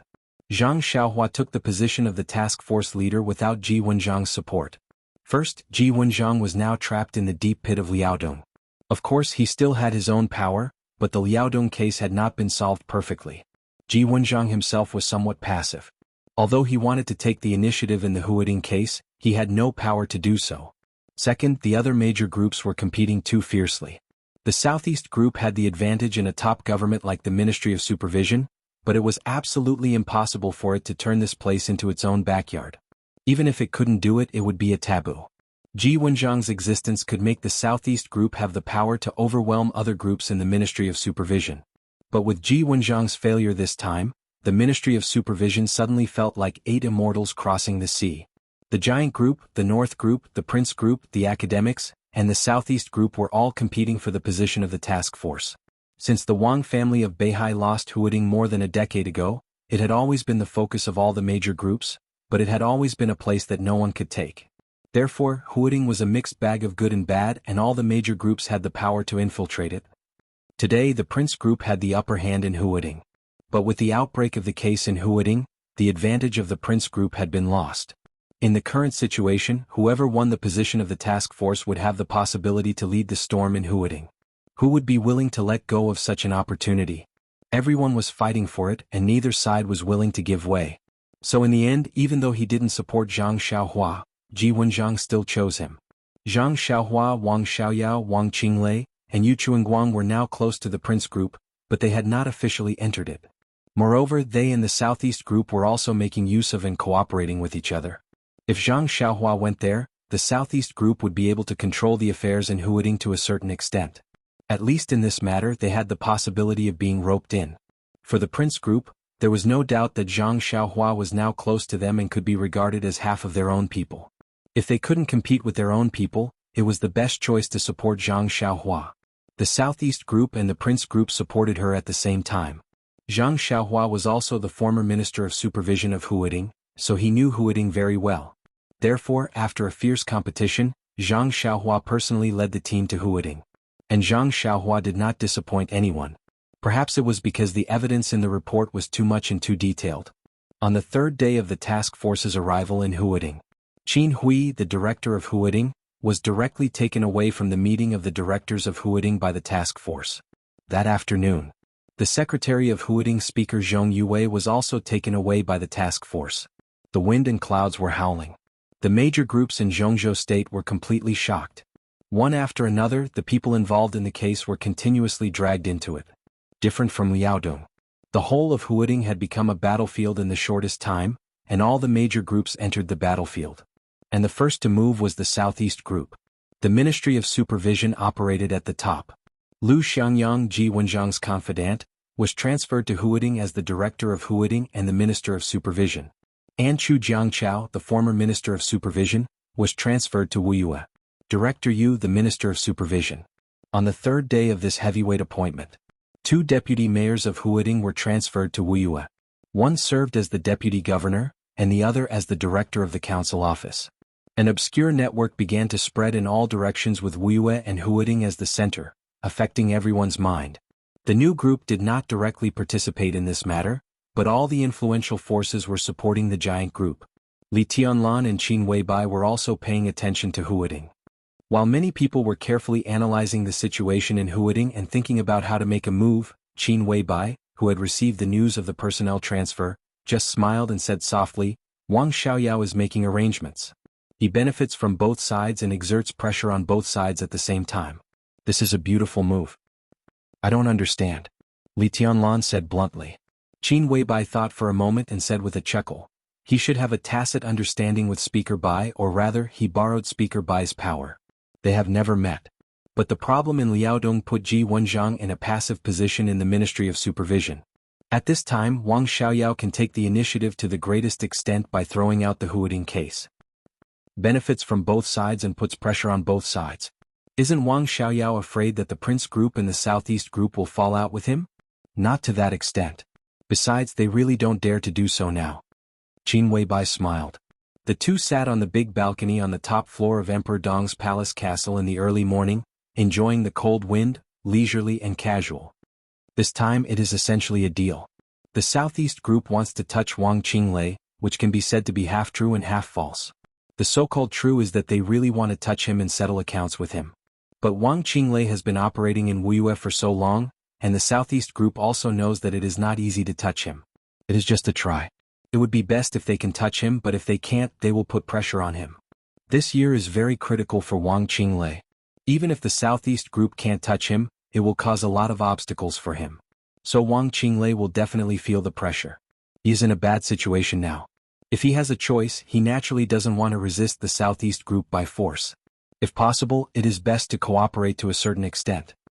So Wang Qinglei found Wang Xiaoyao. Wang Xiaoyao has a wide network of contacts in the Southeast Group. Now he has betrayed Mount Dibing, but he can talk to many people. Even if he can't make them change their positions, it is not difficult to meet them. Moreover, he and Yu Chuanguang have been operating in Huading for many years, and they have a lot of chips in their hands. Wang Xiaoyao should have prepared for such a situation many years ago. That's why he ran Huading and finally transferred Yu Chuanguang out of Huading. All of this was so that when he and Wang Qinglei plotted against Wuyue, they could have enough chips to face the Southeast Group. Is this the case? Li Tianlan asked. This case is not so simple. Qin Weibai said softly, "If I am right, Zhong Yue is finished. No matter how the investigation is done, This case will eventually involve him, the Speaker of Huading and a Member of Parliament.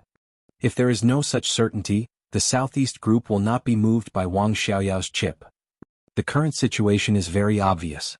The Southeast Group is also seeking stability, but if they want to touch Wang Qinglei, they need to go all out, which is inconsistent with their demands. They put pressure on Wang Qinglei. Wang Xiaoyao gave them a chip that comprised Zhong Yue, a Member of Parliament, and the cooperation this time is successful. With this chip, the Southeast Group can plot against Huading, which is no less important than Wu Yue.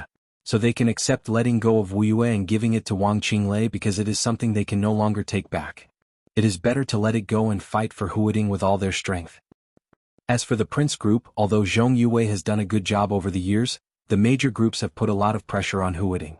Not to mention turning Huading into the backyard of the Prince Group, Zhong Yue has had very few advantages in Huading over the years.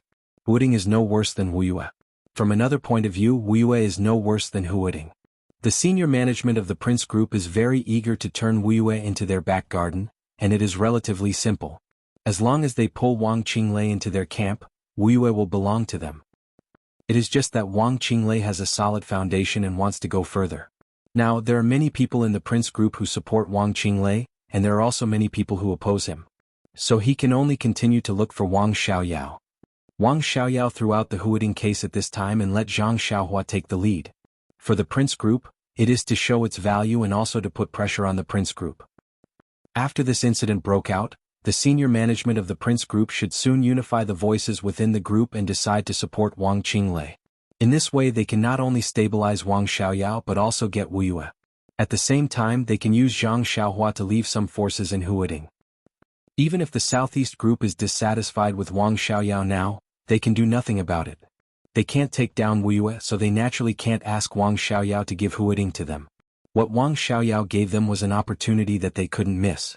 This opportunity is already in their hands, but Wang Xiaoyao must have more key evidence in his hands, and he will show it step by step. The Southeast Group will establish some advantages in Huading in the face of more and more abundant evidence, which means that the Prince Group will continue to lose, which will also make the Prince Group more reluctant to give up Wu Yue. So both sides will meet some of Wang Xiaoyao's requirements. Even if they are dissatisfied with him, it will not affect their decisions. Wang Xiaoyao will transfer his team in Huading to Wu Yue bit by bit, and the two groups will give him a certain degree of help. At the end of this game, Zhong Yue will be abandoned and become an abandoned pawn. The two groups will suffer heavy losses, but they will also gain a lot. The Prince Group will give up Huading, which is difficult for them to control, and get Wu Yue. The Southeast Group will give up Wu Yue, which they can't get back at all, and get Huading. Wang Xiaoyao and Wang Qinglei, who are sandwiched in the middle, can also get what they want. This is the balance. Both of them get something and neither of them will win or lose. As for the other groups, they will not be willing to let the Crown Prince and the Southeast Group make such a deal. They all have their own designs on Huading, so they will enter one after another. It is a chaotic battle, so the current situation in Huading is very complicated. Li Tianlan listened carefully and thought about it for a long time. Then he said softly, "What's all this nonsense?" "This is wisdom," Qin Weibai said softly. "It is different from standing and fighting. The latter is to kill the enemy to the maximum extent to win, while the former, no matter how you fight, you will not be swayed by emotion. The premise of fighting is what you get and what you can keep. Standing and fighting has the nature of extinction. On this battlefield, the fighting is dazzling, but most of the time, it is actually seeking peace, stability, and balance. I know how to play. I'm an expert." Li Tianlan nodded and then shook his head. "I can't afford to play. I don't know how to play." He picked up the cup with a smile and took a sip. Looking at the calm lake in the distance, he asked, "What should we do next?" "Just wait patiently," Qin Weibai said softly. "Now the major groups have just made their moves and the situation is still chaotic. We can't get Huading and the giant group can't get it either. The giant group can't get it either. They can only get some partial benefits, so it's best to wait and see now. The matter in Liaodong is still involved, and others will not think that we did not enter the battlefield, so there is no possibility of them joining forces against us. When the situation in Huading becomes clearer, we can know what to do." Qin Weibai's red lips gently bit the straw in the cup. But the outcome of Huading, if analyzed in depth, will probably be the outcome of this election. Huading will also be the focus of this election. Huading was the focus of this election. Such a script had actually happened once more than a decade ago. It was also in Huading that time. Before the election, the Southeast Group lost Wu Yu. This was the heaviest loss suffered by the Southeast Group after the collapse of the Li family. And this time, it was in Huading again. Qin Weibai's eyes turned, and no one knew what she was thinking.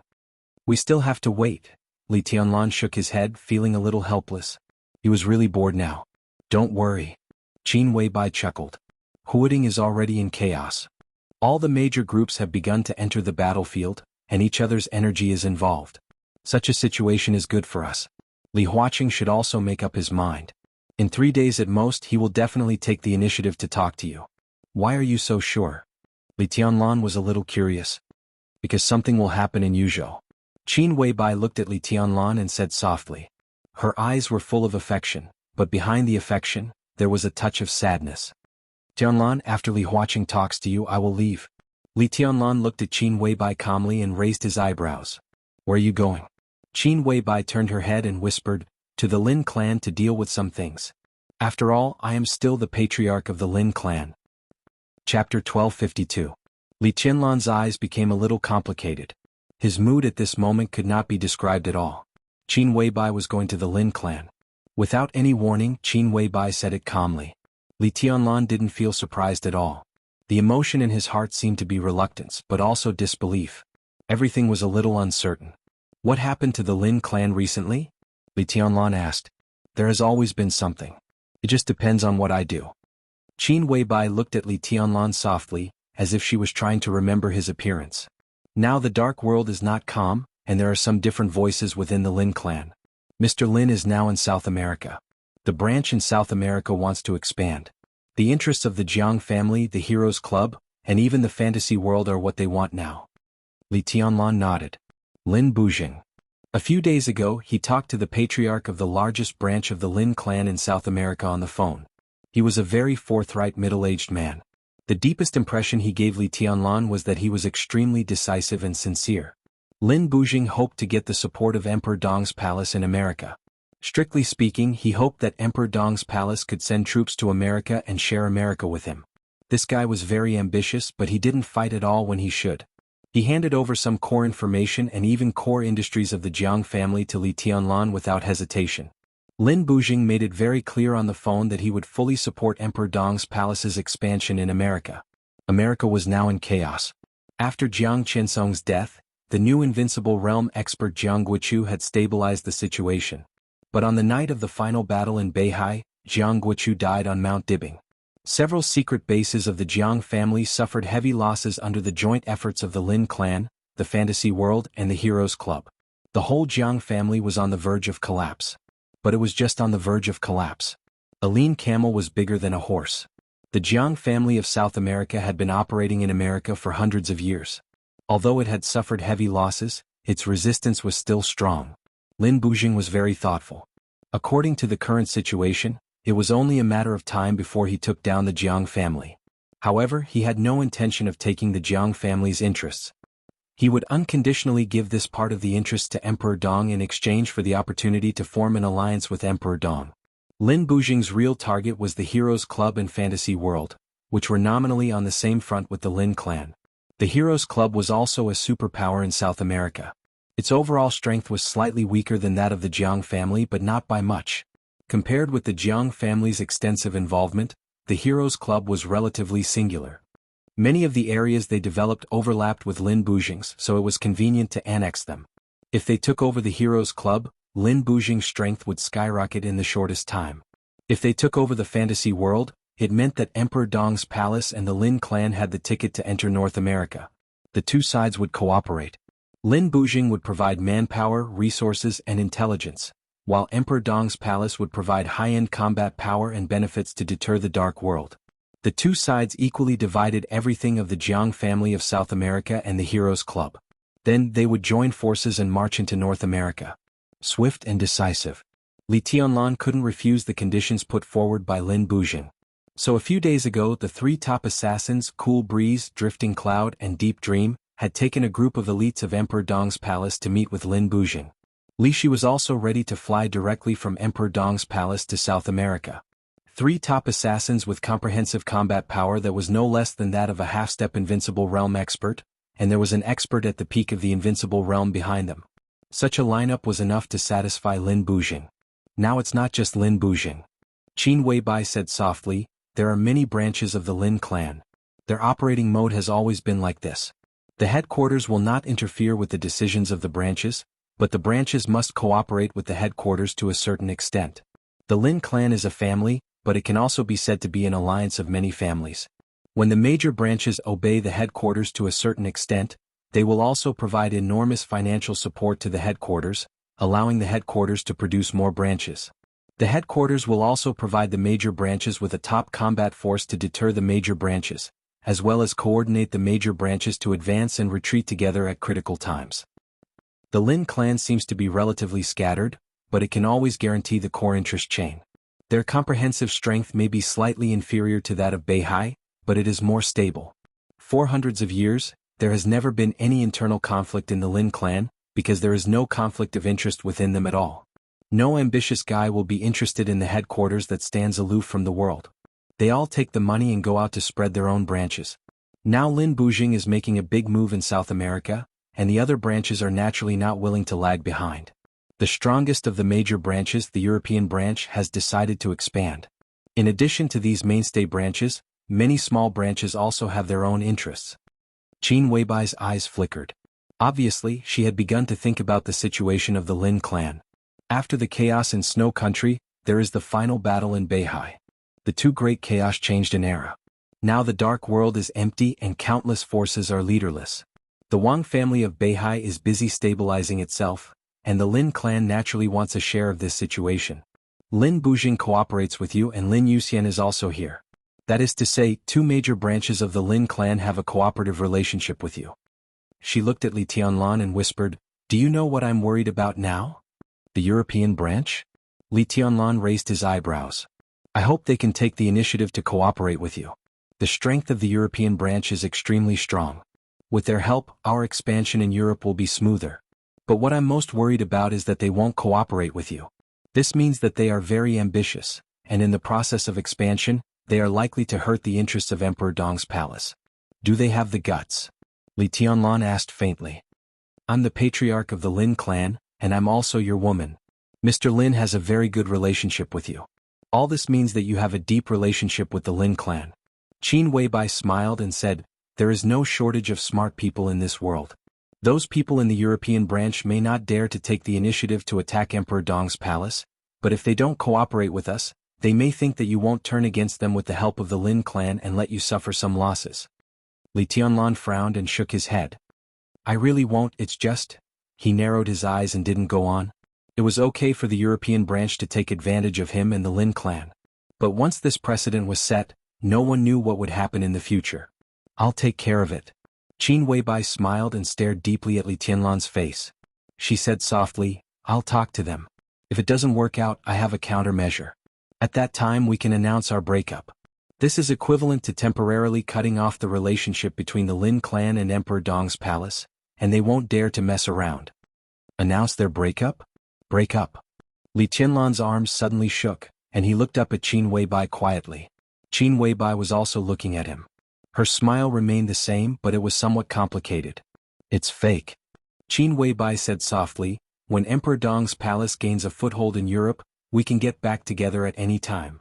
Li Tianlan looked at her quietly. The distance between them was very close, but in fact, it seemed that the distance between them had quietly widened in this morning. Li Tianlan said with a poker face, is this your way of dealing with it? This sounded like a helpless solution, and it could indeed make the Lin clan's European branch have a lot of scruples when they insisted on doing things their own way. But who was Qin Weibai? Li Tianlan never doubted Qin Weibai's means. The whole dark world would not doubt it. As long as Qin Weibai wanted to, she had plenty of ways to persuade the Lin clan's European branch. There was no need to pretend to break up, which seemed to be a helpless move. In other words, if things really came to this point, then their breakup was not a helpless move. Then what was it? Are you angry? Qin Weibai said cautiously, if you don't like this method, you can change it. Li Tianlan was a little upset. He looked at Qin Weibai, bowed his head, and drank some water without saying anything. Qin Weibai also fell silent. Once again, there was a touch of awkwardness between them that had never existed before. Li Tianlan frowned slightly and his eyes were a little dazed. Since they came back from the lake that day, Li Tianlan had always felt that something was wrong. But Li Tianlan couldn't tell what was wrong with him. The Qin Weibai in front of him was Qin Weibai. Li Tianlan could be sure of this. But this Qin Weibai, for some reason, always had some conflicts with the Qin Weibai in his heart. But in fact there was no difference between them. Li Tianlan doted on her, loved her, and even relied on her. But when he was with her, this kind of feeling always created a barrier between him and Qin Weibai. This kind of feeling seemed to have always existed, but Li Tianlan didn't notice it at all. Was like, this kind of feeling, which should have been natural, was always a little inappropriate for Qin Weibai. Or in other words, it should not be on her. All his feelings should be on another person. But the Qin Weibai in front of him was indeed Qin Weibai. During the days when they were together, no one knew what the other was thinking. Qin Weibai proposed to leave Emperor Dong's palace and even pretended to break up. This made Li Tianlan more and more confused. He didn't know what was going on with these actions, but it always gave Li Tianlan a very bad feeling. Tianlan? Qin Weibai suddenly called out. Li Tianlan looked at her. It's time to talk to Li Guangtu. Qin Weibai lowered her head and whispered, You haven't talked to him since you caught him, have you? You've been ignoring him. Now it's almost time. Li Huaqing will come to you soon. How to deal with Li Guangtu should be decided. Li Tianlan nodded thoughtfully and suddenly said, What do you suggest? Qin Weibai smiled softly and said, This is the internal affairs of the Li family. I don't know, so you can only make the decision. After a pause, she seemed to hesitate and continued, But I don't like this person. I'll let him go for the time being. Personally, it's not necessarily a bad thing. Li Tianlan took a deep look at her. Both of them knew what it meant to let Li Guangtu go at this time. It didn't mean that Li Tianlan and Emperor Dong's palace would have one more enemy in the future. It meant that as long as Li Guangtu was let go, Li Guangtu would definitely go against Li Tianlan. It also meant Li Guangtu would die. This was Qin Weibai's attitude. Chapter 1253.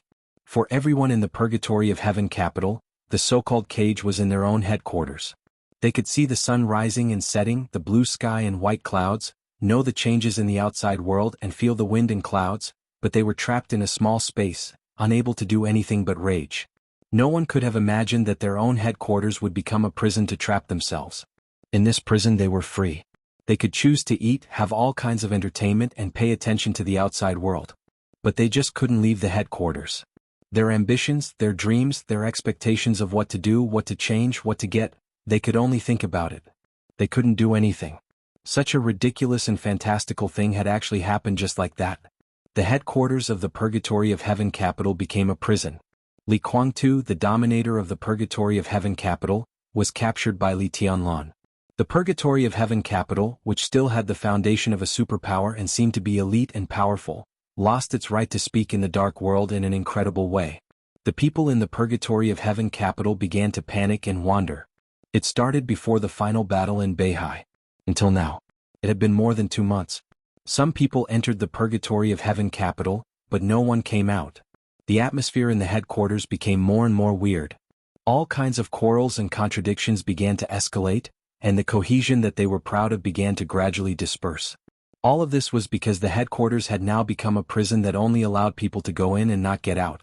The headquarters of the Purgatory of Heaven capital was not besieged by thousands of troops and horses, not locked by various high-tech weapons, and not forbearance under the general trend.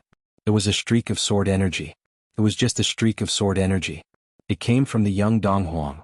4 dozens of days, the streak of sword energy had been surrounding the headquarters of the Purgatory of Heaven capital, never dissipating, never weakening.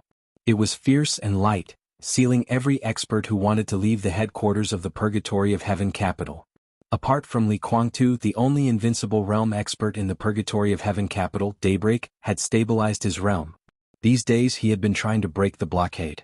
Daybreak admitted that he was no match for Li Tianlan, but he always felt that he could not even defeat a streak of sword energy. But it turned out that he really couldn't. The first time he entered the domain of sword energy, Daybreak struggled to walk 4 steps in it, and then he was seriously injured. 2 months later he recovered from his serious injuries and once again faced the sword chi cage. However, he only managed to take 4 steps inside before he was heavily injured again. From the beginning to the present, the sword energy showed no sign of weakening. It was endless. Fire-flaming realm martial artists would die if they touched it. The peak of the thunder-shocking realm martial artist could struggle for a while. As for Daybreak, as an invincible realm martial artist, he only had 4 steps to move. Daybreak was very sure that with his current strength, 4 steps was his limit. The moment he took the 5th step, he would perish in the sword chi. The climate of the headquarters of the Purgatory of Heaven capital was warm and sunny. The sword energy floated invisibly outside the headquarters, occasionally reflecting a colorful light under the sun. But the headquarters of the Purgatory of Heaven capital was getting more and more depressed. It was a state of gradually losing hope and becoming numb. Everyone's hearts seemed to be falling along with the trend of the fall, constantly degenerating under the general trend. Daybreak stood quietly in front of the gate of the headquarters, looking at the same sunshine inside and outside the headquarters with a blank look. After Li Tianlan's sword energy blocked the headquarters of the Purgatory of Heaven capital, it became the place where Daybreak stayed most often. The sword energy began to spread to the entire headquarters from this place, like a cage, completely enveloping the headquarters. After that, Li Tianlan never came to the Purgatory of Heaven capital again, but the sword energy he left had never dissipated.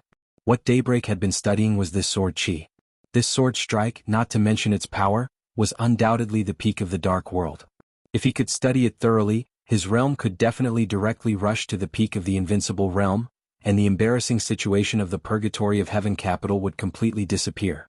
So day and night, eating and sleeping most of the time he was here. He was also here during the period of 2 tests and 2 serious injuries. More than 2 months. The invisible sword energy that ordinary people couldn't see at all had become clear in his eyes. The sword energy was like a dragon, constantly rotating around the headquarters. Wisps of sword energy continued to gather and overlap, but they did not disappear. Instead, they formed an extremely delicate cycle. Daybreak could see this sword energy, but he could only see it. He didn't gain anything from this sword energy. What he could feel was the purity of this sword energy. It was extremely pure. The sword light was restrained, and there was even no sword intent. Maybe there was. But Daybreak couldn't see it at all. What was in front of him was just a pure sword energy that he couldn't see through at all. Daybreak just watched it silently. Time passed. Day after day. His mentality was still stable, but as time went by, his heart inevitably changed a little. It was uncertainty and confusion about the future. After Li Guangtu was taken into Emperor Dong's palace, there was no more news. Daybreak didn't know how Li Guangtu was. The uneasiness and restlessness of the entire Purgatory of Heaven capital became more and more intense because of this news. He didn't know if Li Guangtu could walk out of Emperor Dong's palace, or if they could walk out of the Purgatory of Heaven capital. He didn't know when the pure sword energy in front of him would disappear. Maybe it would disappear one day. But how long would that be? 1 year, 2 years, or even longer? If the overall situation of Zhongzhou state and the dark world was settled, what was the point of them going out? Could they really go out? When everything was settled, maybe this sword light would become a real killing sword. Once the constantly circling sword energy shrank inward, no one in the entire Purgatory of Heaven capital could stop it. It shrank in all directions from the ground to thousands of meters in the air. All the people in the Purgatory of Heaven capital, all the buildings, all the flowers and plants, and even every grain of dust, would be completely shattered by this sword energy. There would be no trace of their existence. In the blink of an eye, everything would be gone. Under this sword energy. Under such a prospect. Daybreak really didn't know what to do. Bewilderment and powerlessness repeatedly attacked his heart, almost breaking his reason. Light footsteps sounded from behind him. The confusion in Daybreak's eyes quickly disappeared, and he slowly turned around. Dawn walked over slowly with a lunchbox in his hand. He also held a bottle of Wuliangye in his hand. "Do you want to drink some?" Dawn asked. "Forget it." Daybreak took the lunchbox and shook his head. "I'm not in the mood." In the lunchbox there was steamed rice with fragrant grains, 6 dishes and 1 cold dish. There were 3 meat dishes and 2 vegetables which looked, smelled and looked good. The amount was enough. Daybreak ate silently with the dishes in his hand. The rice tastes different this time. The top-grade fragrant rice next door. Dawn paused and said self-deprecatingly, "It was sent by Emperor Dong's palace." The corner of Daybreak's mouth twitched. The next door naturally referred to the neighboring country. Its top-grade fragrant rice was world-famous. The price was not expensive for the Purgatory of Heaven capital, but it was several times that of ordinary rice. Even if the Purgatory of Heaven capital was not short of money, it would not be so extravagant in this regard. It was estimated that only Emperor Dong's palace, which had too much money to spend, could do such a thing. Although they were trapped here, their daily meals were actually good. They couldn't go out, but they could enter. There would always be some people outside the purgatory of heaven capital, and their existence was enough to ensure logistics. Li Tianlan didn't know whether he didn't know or he didn't think much about it. On the third day after he left the purgatory of heaven capital, a group of logistics teams came to Emperor Dong's palace. They were well prepared with all kinds of daily necessities: toothbrushes, toothpaste, rice, shower gel, and shampoo, and all of them were the best brands. The rice now was sent by Emperor Dong's palace. What's this? Daybreak smiled bitterly and shook his head. Yeah, what's this? Dawn murmured to himself. He had heard these words from many people. Li Tianlan blocked the purgatory of heaven capital, and his attitude was clear but unclear. At least until now, Li Tianlan might fight with Li Guangtu to the death, but he really didn't regard the purgatory of heaven capital as an enemy. There were too many veterans who were loyal to the Li family here, and too many elites who were in a dilemma between Li Tianlan and Li Guangtu.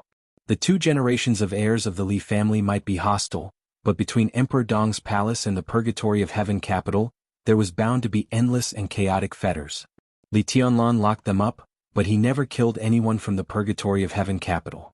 He couldn't kill them because they were not enemies. He trapped them because he didn't want them to become enemies of Emperor Dong's palace. The batches of logistics supplies and food sent by Emperor Dong's palace all represented Li Tianlan's sincerity. How did the people of the purgatory of heaven capital feel when they ate the rice sent by Emperor Dong's palace and received the daily necessities sent by Emperor Dong's palace? Top fragrant rice that could be exchanged for dozens of caddies of ordinary rice, toothpaste and toothbrushes imported from abroad, a large number of Zhongzhou State's top cigarettes and wine, Zhonghua Suyin, Maotai and Wuliangye, were moved over, and even the towels and bath towels were King Hermes. What was this? Was it taunting, showing off, or swaggering? None of them. Every veteran of the Li family knew it was none of them. It was not taunting them for making a wrong choice or showing off that Emperor Dong's palace was as rich as a country. Everyone, including Dawn and Daybreak, knew it. None of them. This was the promise of that child. The child that many of them knew, the child that many of them had watched grow up, the child who used to live in a shabby camp on the border of Zhongzhou State, the child who had no enough to eat, no tobacco, no wine, no vegetables, and was miserable but always wanted to make the Li family rise again. He said that he would let the people of the Li family live the best life. They were from the Li family. There were people from the Li family in the purgatory of heaven capital and Emperor Dong's palace. These large batches of almost ostentatious and extravagant materials entered the headquarters of the purgatory of heaven capital. They were all Li Tianlan's promises. They stood on Li Guangtu's side. Some of them were no longer Li Tianlan's elders or friends, nor were they Li Tianlan's enemies. But in Li Tianlan's eyes, they were all from the Li family. It was not indecisiveness or anything else. As long as they were from the Li family in Li Tianlan's heart, they deserved to be forgiven. Daybreak and Dawn both fell silent. The two squatted at the gate of the purgatory of heaven capital and finished the food in front of them in silence. Dawn packed up his things, sat on the ground without a care for his image, and handed Daybreak a special supply Zhongzhou State cigarette. Do you want to try the cigar? It's the top product in America. I tried it. It's not bad, but I'm not used to it. Dawn asked. Daybreak shook his head, lit the cigarette and gave a wry smile. Now we're a little messy internally. Dawn whispered, Hua Zhang has been very angry recently. Yesterday he almost fought with Tong Ming. Just now when I got the food I talked back to him and we parted on bad terms. When he spoke, his voice was very calm, but there was a touch of melancholy in his eyes that couldn't be concealed. In terms of blood relationship, Li Huazhang was Li Guangtu's cousin. Li Tianlan had been calling him uncle since he was a child. About 10 years ago, he went to East Island to join the Purgatory of Heaven capital. Compared with some veterans, Li Huazhang was one of the few surviving members of the Li family after the collapse. He was at the peak of the thunder-shocking realm and was now the backbone of the Purgatory of Heaven capital. However, Li Huazhang and Li Guangtu didn't have a good relationship. He had been supporting Li Tianlan before. Although he was here, he was thinking about Emperor Dong's palace. Recently, Li Huazhang had been getting angrier and angrier, and he even directly fought with people some time ago. It's not just Huazhang who is getting angrier and angrier, right? Daybreak smiled. The corner of Dawn's mouth moved. He wanted to say something but stopped on second thought and finally kept silent. Of course it was not just Li Huazhang. There were many. They used to fight side by side with them, laugh and scold, and they could block knives for each other and even die for each other. Now there was a sense that they couldn't make plans with each other if they had different goals. There were many people in the Purgatory of Heaven capital who supported Li Tianlan. Daybreak, Dawn, and Li Guangtu knew this, but there was no way to solve it. The relationship between the Purgatory of Heaven capital and Emperor Dong's palace was complicated. It was impossible to make it clear. These people stayed in the Purgatory of Heaven capital now. Some wanted to fight for it and didn't want the Li family to split. Some wanted to draw more people to Li Tianlan's side. Some were in a dilemma and didn't want Li Tianlan and Li Guangtu to turn against each other. There were many reasons. After Li Tianlan appeared in the Purgatory of Heaven capital and blocked it, these people were the calmest and even the happiest. But during this time these people were also the angriest. Not just them. Dawn and Daybreak could clearly feel that even some people who had been close to them and even stood in Li Guangtu's camp now had subtle changes in their attitudes. They gradually alienated them and became more and more indifferent to them. Why? Because of the outside world. The people here couldn't go out, but the news from the outside world could come in. When the news that Jiang Shangyu, Gu Xingyun, and Li Guangtu joined hands to besiege Li Tianlan came, the headquarters of the Purgatory of Heaven capital was in an uproar. If Daybreak hadn't suppressed it, the Purgatory of Heaven capital might have been divided that day. Li Guangtu. Because of Li Guangtu, the Li family had completely declined. That was Gu Xingyun's conspiracy and the desperate counterattack of the Wang family of Beihai. No one blamed him. Gu Xingyun. It was him who made the Li family what it was now. How many people in the Li family hated Gu Xingyun?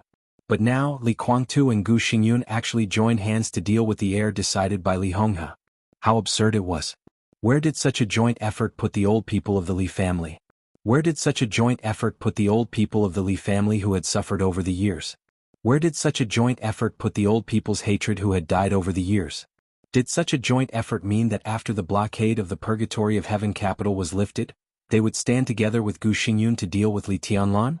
Li Huazhang, who was usually gentle and calm, scolded Li Guangtu and Daybreak on the spot. He scolded them for being Gu Xingyun's lackeys. This angered some people, but it made more people in Li Guangtu's camp unable to even raise their heads. The internal conflict that was about to break out was suppressed by Daybreak with the power of the invincible realm. But since that day, Daybreak could clearly feel that the people of the Purgatory of Heaven capital had become cold. That night, 3 experts of the Li family who had left the Li family's camp earlier and had chosen to support Li Guangtu for many years found Daybreak. They came straight to the point and said that after the blockade of the Purgatory of Heaven capital was lifted, they would join Emperor Dong's palace. This was not a betrayal. The cooperation between Li Guangtu and Gu Xingyun meant that he gave up the support of the old people of the Li family. Since they gave up, it was natural for them to leave. Li Tianlan still regarded the Purgatory of Heaven capital as a part of the Li family. They also thought of themselves as members of the Li family. This position had been set many years ago. Now the Li family asked the people of the Li family to stand with Gu Xingyun to deal with their own people.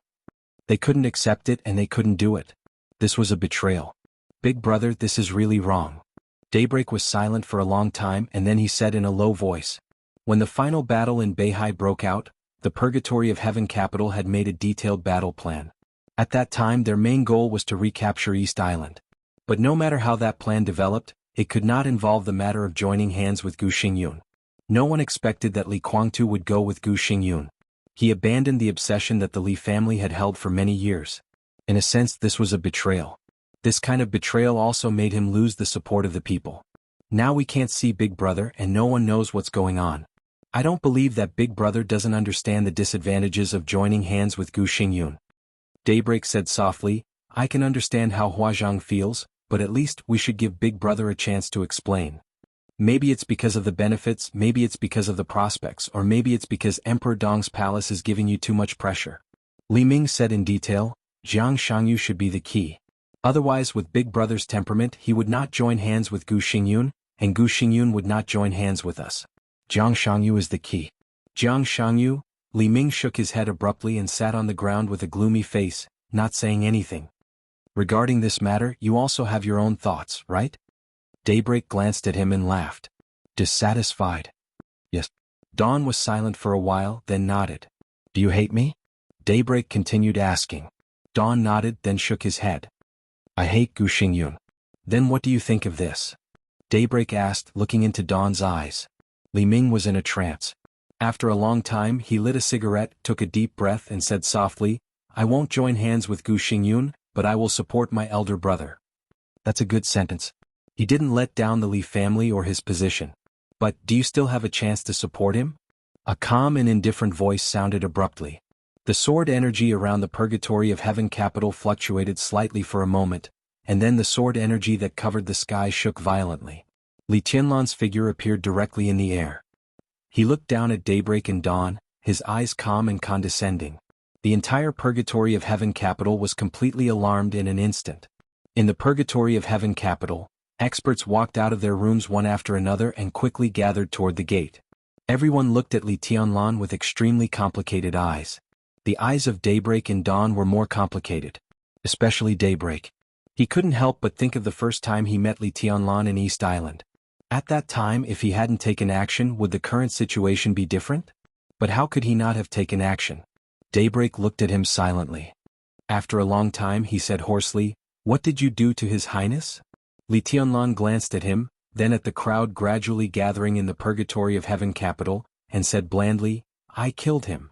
Daybreak's body shook violently, and his face completely changed. "What did you say?" "Li Guangtu is dead," Li Tianlan said blandly. Chapter 1254. After the bolt from the blue, there was an indescribable silence. Behind daybreak and dawn, at the forefront of the crowd, the beautiful phoenix suddenly shook her body. She seemed to be in disbelief and raised her head. She stared blankly at Li Tianlan standing in the air. Everyone's expression was dead silent. Li Guangtu. Li Guangtu, who had been able to suppress the Wang family of Beihai many years ago. Li Guangtu, whose scheming and personal strength had caused uneasiness in the entire Zhongzhou state. Li Guangtu, who made everyone believe that he would lead the Li family to the peak. Li Guangtu, who was teamed up by Kunlun City, the Wang family of Beihai, and even united with foreign forces and labeled as a traitor. Li Guangtu, who grew up in the Li family, fought side by side with them, went crazy, laughed and quarreled with them. Li Guangtu, who cooperated with Gu Xingyun. Was he dead? Indescribable complex emotions swept through everyone's heart like a tsunami. One after another, streaks of blood spread in daybreak's eyes at a speed visible to the naked eye. His eyes instantly turned red. Li Tianlan looked at him silently with a calm expression. No sadness or joy. "I don't believe it." Daybreak gritted his teeth, stared at Li Tianlan and growled word by word. The commotion in the crowd finally began to spread. People regained their ability to think, and the noise and uproar spread wildly. Li Tianlan twitched the corner of his mouth and said calmly, "The body is still on the way and will be sent here later. How about the funeral? You can do whatever you want. I don't believe you dare to kill him."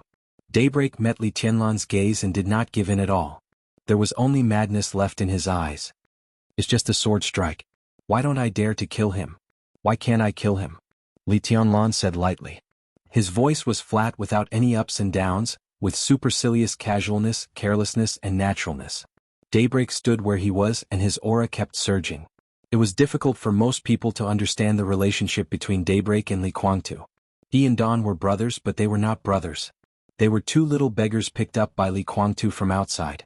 Their life views, martial arts strength, character and attitude were all formed by following Li Guangtu. They certainly had a strong sense of belonging to the Li family, but this sense of belonging was not as important as Li Guangtu himself in their hearts. In their hearts, Li Guangtu was like a father, a teacher and a big brother. During the heyday of the Li family, the two little beggars picked up by Li Guangtu were trained as sacred guards of Li Guangtu. In the war of treason at the border, the two of them followed a large number of elites of the Li family to face the first wave of attacks from various superpowers. After being seriously injured, they barely broke through and planned to join Li Guangtu, but Li Guangtu had already moved the battlefield with several invincible realm experts. They were lucky to survive, lurked in East Island after the border war, and became the first two cornerstones of the Purgatory of Heaven capital. Then they continued to follow Li Guangtu and built the current Purgatory of Heaven capital. 42 years old this year. Except for the first few years when Li Guangtu didn't bring them back to the Li family, he and Daybreak had been with Li Guangtu all their lives and had never left. Li Guangtu was at the forefront of the battle. Li Guangtu was at the back to develop his forces. Whether he showed up or not, Daybreak and Li Ming knew that Li Guangtu was still there. As long as he was there, the two little beggars he picked up dared to face all challenges. Time went by year after year. The image of Li Guangtu kept changing in their hearts, from father and brother to teacher, and gradually became the pillar of their hearts, heaven and earth, the world and their faith. They were the top generals of the Li family. But first of all, they were still Li Guangtu's confidants for most of their lives. On that rainy day in Yuzhou that year, the two hungry little beggars took shelter from the rain under the eaves of an exquisite restaurant. They looked enviously and longingly at the food in front of the restaurant's customers, swallowing saliva and shivering.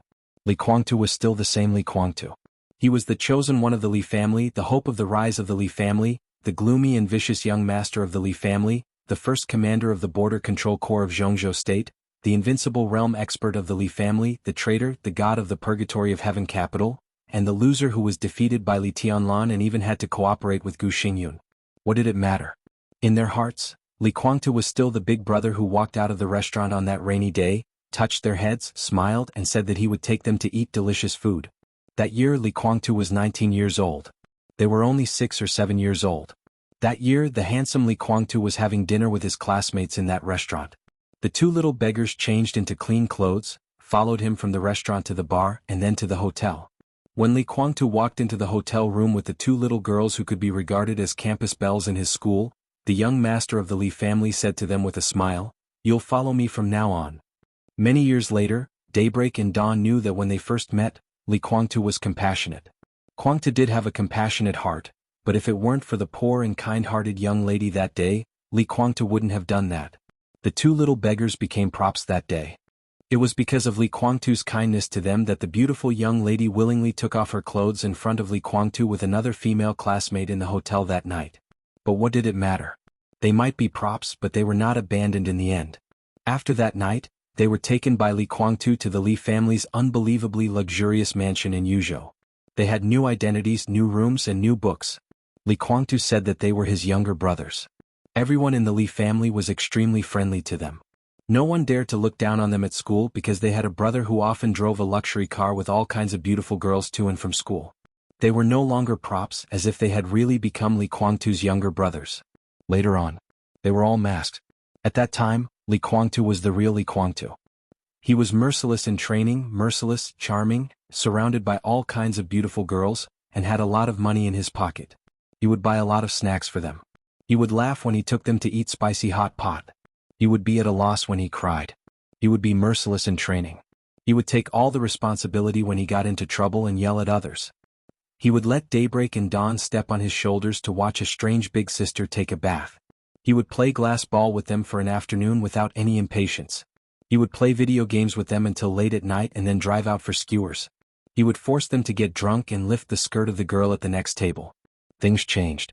Different people had different Li Guangtu in their hearts. He might feel sorry for everyone, but he really didn't feel sorry for the two little beggars. And now, Li Guangtu was dead? The world seemed to have ushered in the end. The pillar of faith had completely collapsed. It was just a sword. Why wouldn't he dare? His words were simple and his tone was calm. There seemed to be a slight sound in the dark. I killed him. Li Guangtu is dead. The body is still on the way. It will be sent here later. How about the funeral? You can do whatever you want. It was just a sword. Why wouldn't I dare to kill him? Why couldn't I kill him? The clear and distant voice kept echoing in Daybreak's ears. At first, it was broken notes, but as the notes kept combining, Daybreak finally understood what those words meant. His reason was broken little by little in the subtle sound. His soul was twisted and completely collapsed in an irreversible trend. No. A shrill voice sounded from behind. Phoenix, who was staggering, suddenly screamed and a mouthful of blood sprayed directly from his mouth. Daybreak suddenly looked up. His eyes were already blood red. Li Tianlan narrowed his eyes. Without any hesitation or thinking, the sharp and twisted sword light gathered in an instant. Daybreak's figure suddenly rose into the sky, like a meteor. I'll kill you. At the same time as the ferocious roar sounded, the soft sword that had been with him for decades had been pulled out.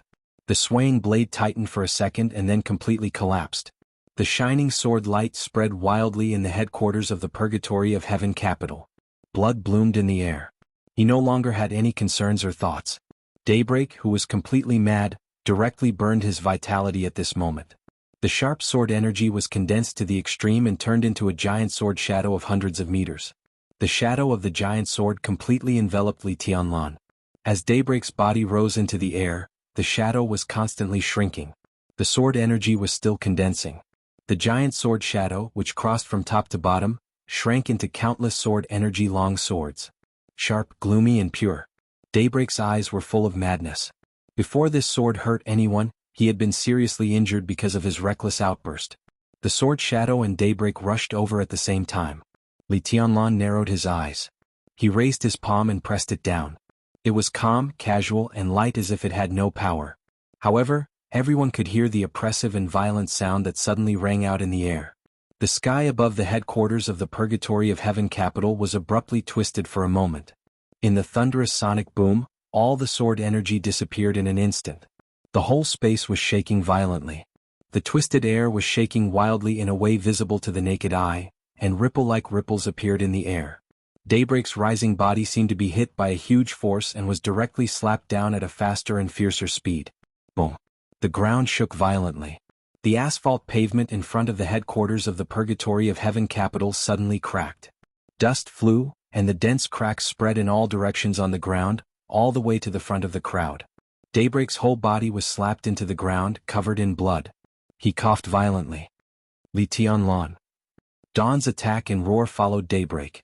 The weapon in his hand was also a soft sword. The soft blade trembled slightly, and blue electric arcs lit up one after another. Li Tianlan glanced at him. He stood in the air and didn't even move. The sword energy around him directly pressed down. There was another pit beside Daybreak. The ground made a slight sound in the process of cracking. The two brothers, Daybreak and Daybreak, were lying side by side. In the blink of an eye, the two strongest experts of the Purgatory of Heaven capital were both seriously injured. Li Tianlan landed on the ground. Wu Qing stayed in Emperor Dong's palace. Naturally, he didn't wear the black windbreaker that could be worn even in summer. Dressed in beige casual clothes, he clapped his hands casually, without any dust on his body. He did it casually as if it were nothing. The entire Purgatory of Heaven capital was dead silent. If the almost extravagant supply of materials in the past 2 months made some people in the Purgatory of Heaven capital understand something, and made others have other ideas, then Li Tianlan's casual action was enough to make them really realize what the number one on the divine list of this era was. Li Tianlan's eyes quickly scanned the crowd. There were many people in the crowd that he was familiar with. Some people he knew. Some people he only had some impressions of. Similarly, there were many people he had never seen before. The elites of the Li family formed the main body of the Purgatory of Heaven capital. But the Purgatory of Heaven capital was also developing, so there would naturally be new blood joining. These people didn't have the entanglement in the hearts of the old people of the Li family. Their loyalty was only to the Purgatory of Heaven capital, not to the Li family. When Daybreak and Dawn were slapped down from the air, some of these people subconsciously took a step forward. Among them were some veterans of the Li family, and more of them were new blood who joined the Purgatory of Heaven capital later. Some people's eyes flickered and they stood still. No one knew what they were thinking. The people who were most familiar with Li Tianlan all had complicated expressions. They wanted to say something but stopped on second thought. This was a different attitude. To some extent, this also represented the different positions within the Purgatory of Heaven capital. Li Tianlan suddenly smiled and took 2 steps forward. He looked at a middle-aged man standing in front of the crowd and whispered, "Uncle, long time no see." This was an old man who looked a little weathered, a little weak and a little old but still handsome. He stood quietly in the first row of the crowd, surrounded by a dozen middle-aged men and women.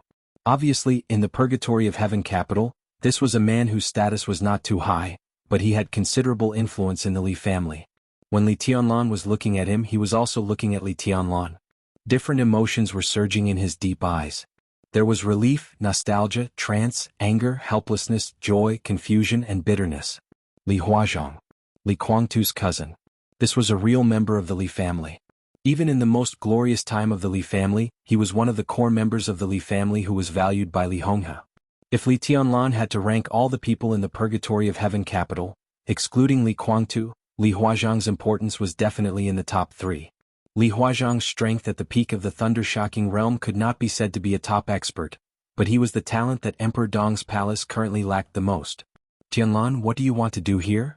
Looking at his nephew, whom he had not seen for more than a decade, Li Huazhong moved the corner of his mouth and asked in a hoarse voice. His tone was a little difficult and he was in a trance. The year he left the Li family's camp, Li Tianlan was only in his early teens. At that time, like most people in the Li family, he was overwhelmed by the cruel reality. He was not close to Li Tianlan, nor was he estranged.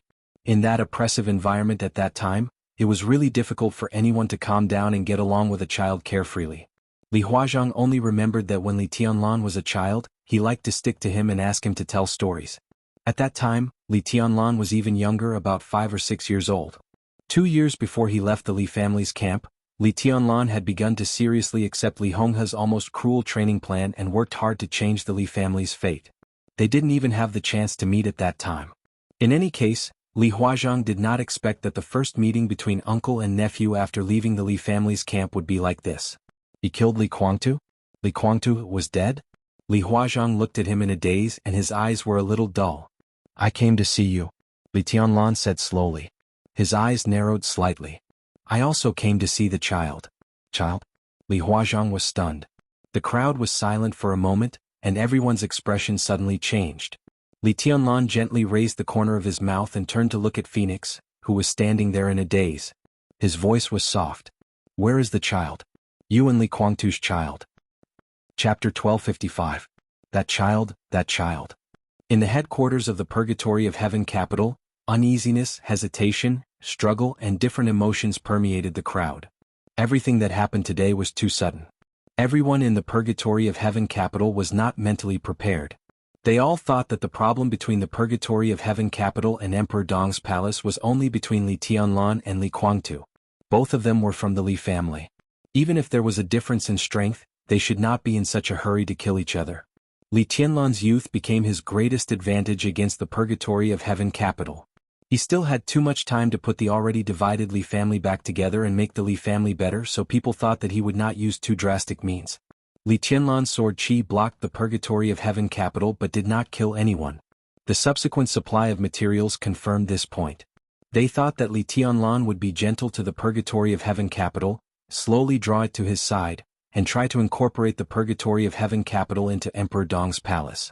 But today, when no one was mentally prepared, Li Tianlan came to the Purgatory of Heaven capital again. Conciliatory? Roping him in? Convince?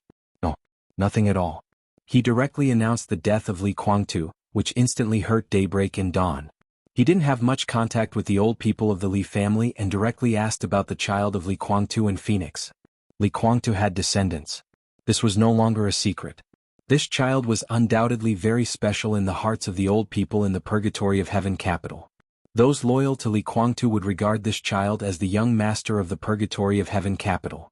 Those who came from the Li family and stood on Li Guangtu's side regarded this child as the future young master of the Li family. For those old people who were in Purgatory of Heaven capital but had their hearts in Li Tianlan, they had mixed feelings about this child. Now hearing the news of Li Guangtu's death and seeing Li Tianlan come directly to ask about the child, almost everyone thought of a word. Cut the weeds and pull up the roots. Many people could no longer remain silent. Li Huazhang was the first to speak. He said in a deep voice, Tianlan Huawu is Guangtu's flesh and blood. For Li Huazhang, it was another matter whether he recognized the child as the young master or not. But no matter what, the child was indeed the blood of the Li family. This identity alone was worthy of his protection. Li Tianlan was speechless for a while and asked, What's the child's name? Huo, Li Huawu, Li Huazhang, Li Huaqing, Li Huawu. This name? Is there really no one who would call it wrong? Regardless of whether someone yelled out the wrong number or not, someone would definitely call the wrong number, right? Right? He takes after his mother. Li Huazhang said in a low voice, Jiang Huawu. Li Tianlan glanced at Phoenix. For the first time he learned Phoenix's surname. He nodded and said softly, Where is he? Li Huazhang raised his head and looked straight into Li Tianlan's eyes. He said calmly, This is the bloodline of the Li family. Tianlan, are you really going to? I'm just looking. Li Tianlan narrowed his eyes and smiled. Uncle, do you think I shouldn't see it? Your Highness? May I know in what capacity does your Majesty have come to see young master? A chubby middle-aged man stepped forward and smiled amiably, but his eyes were sharp. Are you Emperor Dong Huang of Emperor Dong's palace? Or a member of the Li family? Li Tianlan was silent for a second and said faintly, I don't understand. Who can translate it for me? Beside the fat man, a woman who looked to be in her early 30s came out and said softly, If your Majesty comes to visit young master as a member of the Li family, we naturally welcome you. But if you come as Emperor Dong Huang, you are the enemy of the Purgatory of Heaven capital. Although the Purgatory of Heaven capital is not strong, before we fall, we will certainly have the courage to stand in front of your Majesty. Your Majesty, why don't you have a try? Got it? Li Tianlan said with a smile. Are you forcing me to take a stand? Young master? What young master?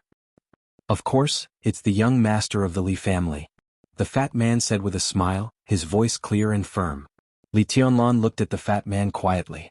Everyone's eyes were also focused on the fat man. There were always some people whose loyalty was not as strong as Daybreak's performance, but they were equally fearless. I am the patriarch of the Li family, and I have never appointed a young master. Explain, how did this so-called young master of the Li family come about? Li Tianlan looked at the fat man's eyes aggressively. The fat man's face changed and he said in a deep voice, His Highness Li Guangtu is the only son of Senior Li, and Huawu is the legitimate son of His Highness. Naturally, he is the only heir of the Li family. Your Majesty, am I wrong? Li Tianlan looked at him quietly, and his voice did not fluctuate at all. Li Guangtu is indeed Grandpa's son. But when Grandpa died, he was not the designated heir. Of course I know. The fat man's voice sounded very respectful. His Highness has never been greedy for the position of patriarch of the Li family. What he wants to control is the purgatory of heaven capital. Before Senior Li died, Your Majesty did temporarily take charge of the Li family, but the Li family belongs to the Li family. Huawu is now the last lineal descendant of the Li family. If the Li family is not handed over to him, who else can it be handed over to? If Senior Li knew Huawu's birth, he would definitely make the same choice.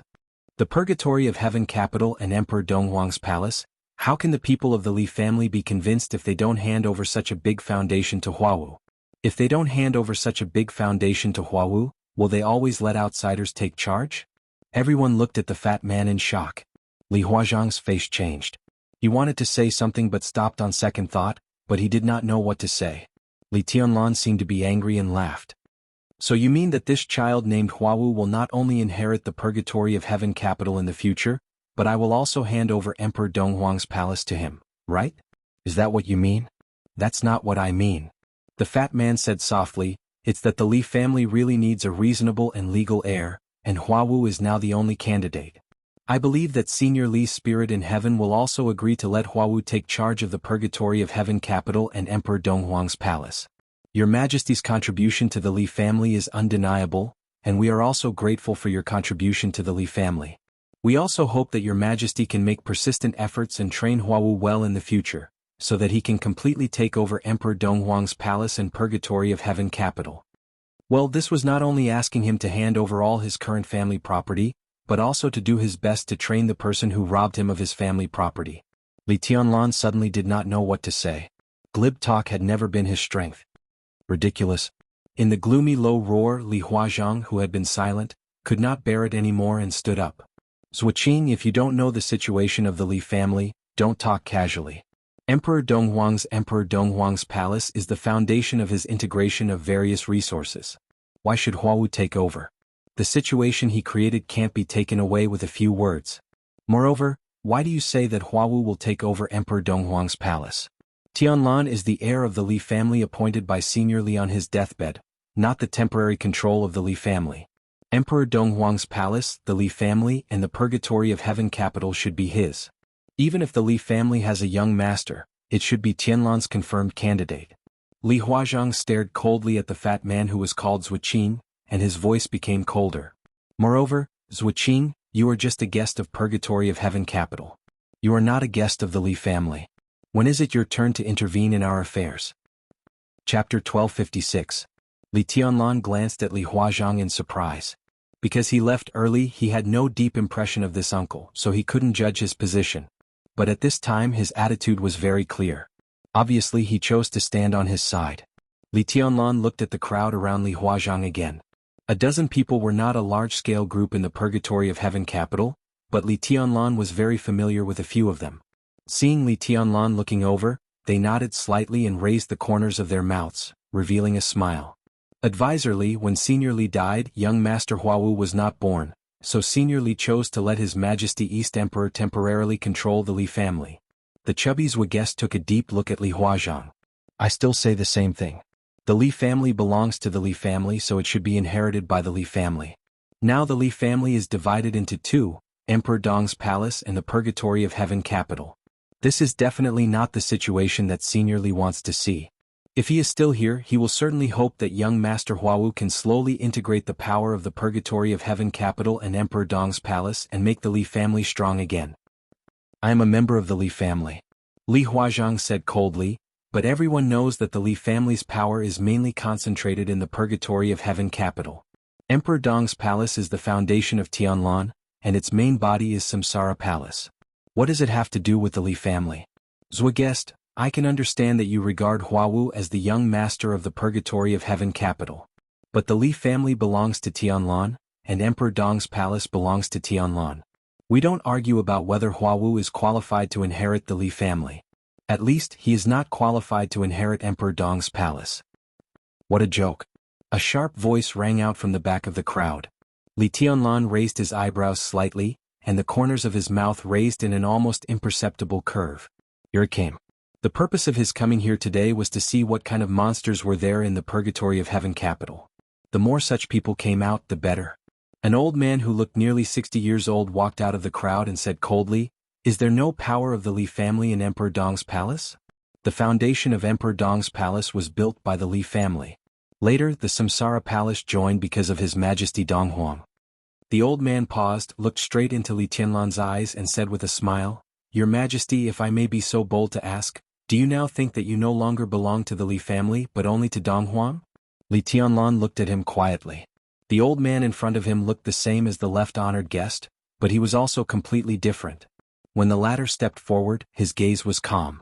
On the other hand, the eyes of the old man in front of him flickered. It was obvious that he was plotting something. Who are you? Li Tianlan asked directly. Codename Tengu. The old man smiled and said, Thank you, Your Highness Li Kuangtu. I joined the Purgatory of Heaven capital 5 years ago and am now the Chief of Staff of the Purgatory of Heaven capital. So, you are not from the Li family? Li Tianlan's voice was cold. The Purgatory of Heaven capital belongs to the Li family. I belong to the Purgatory of Heaven capital, so naturally I belong to the Li family. Heavenly Hound smiled and said, I just don't know if His Majesty Dong Huang still recognizes his identity as a member of the Li family. I naturally belong to the Li family. Li Tianlan sneered. Li Huazhang frowned slightly and suddenly felt that something was wrong. Heavenly Hound nodded and said in a gentle voice, It's good that Your Majesty recognizes it. You are naturally a member of the Li family but not a member of the Li family. I don't know if you recognize this. There was a commotion in the crowd. Li Tianlan frowned. Heavenly Hound seemed to be completely relaxed and said with a sneer, I have talked about this with His Highness Li Kuangtu. Your Majesty once claimed to be Senior Li's grandson. Everyone regarded you as the young master of the Li family, so you have your current status. In other words, all of us think that His Highness Li Kuangtu is your biological father. But in fact, His Highness Li Kuangtu told me personally that you have no blood relationship with him. Senior Li only has one son, His Highness. But Your Majesty, you are not His Highness' son, so are you a member of the Li family? The commotion in the crowd strangely calmed down. This matter was no longer a secret, especially for the Purgatory of Heaven capital. It was an open matter. Emperor Dong's palace was like the sun at high noon. But the Purgatory of Heaven capital could not hide its decline in the past 2 years. In order to stabilize his position, Li Kuangtu had already made this matter public. This was also one of the reasons why some elders of the Li family were loyal to Li Tianlan but were in a dilemma in the Purgatory of Heaven capital. Li Tianlan did not speak. He just looked at Heavenly Hound silently and seemed to be unable to refute. Heavenly Hound's smile gradually widened, and the expression on his wrinkled old face gradually became a little playful. He believed that Li Tianlan did not dare to kill him today. If it was when he first appeared, it was still possible for Li Tianlan to suddenly make a move. But now he had named Li Tianlan's identity. He was a member of the Li family, but he was also an outsider of the Li family.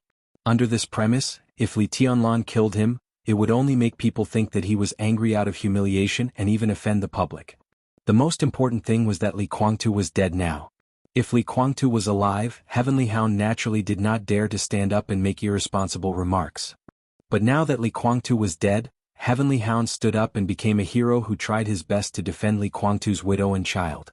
This identity was enough to make Li Tianlan not dare to kill him. From this standpoint, once Li Tianlan killed him, he would never be able to take over the Purgatory of Heaven capital. He stood up to defend the interests of Phoenix and Li Huawu, which was to defend the interests of the Li family. At present, no matter what the specific standpoint of everyone was, There were absolutely few people who really wanted Li Tianlan to kill Li Huawu, and even Li Huazhang would not agree. It was not easy for him to reluctantly accept that Li Tianlan killed Li Guangtu. Moreover, the two sides were enemies and it was natural that there would be life and death. But Li Huawu was just a 2-year-old child, and he had the blood of the Li family.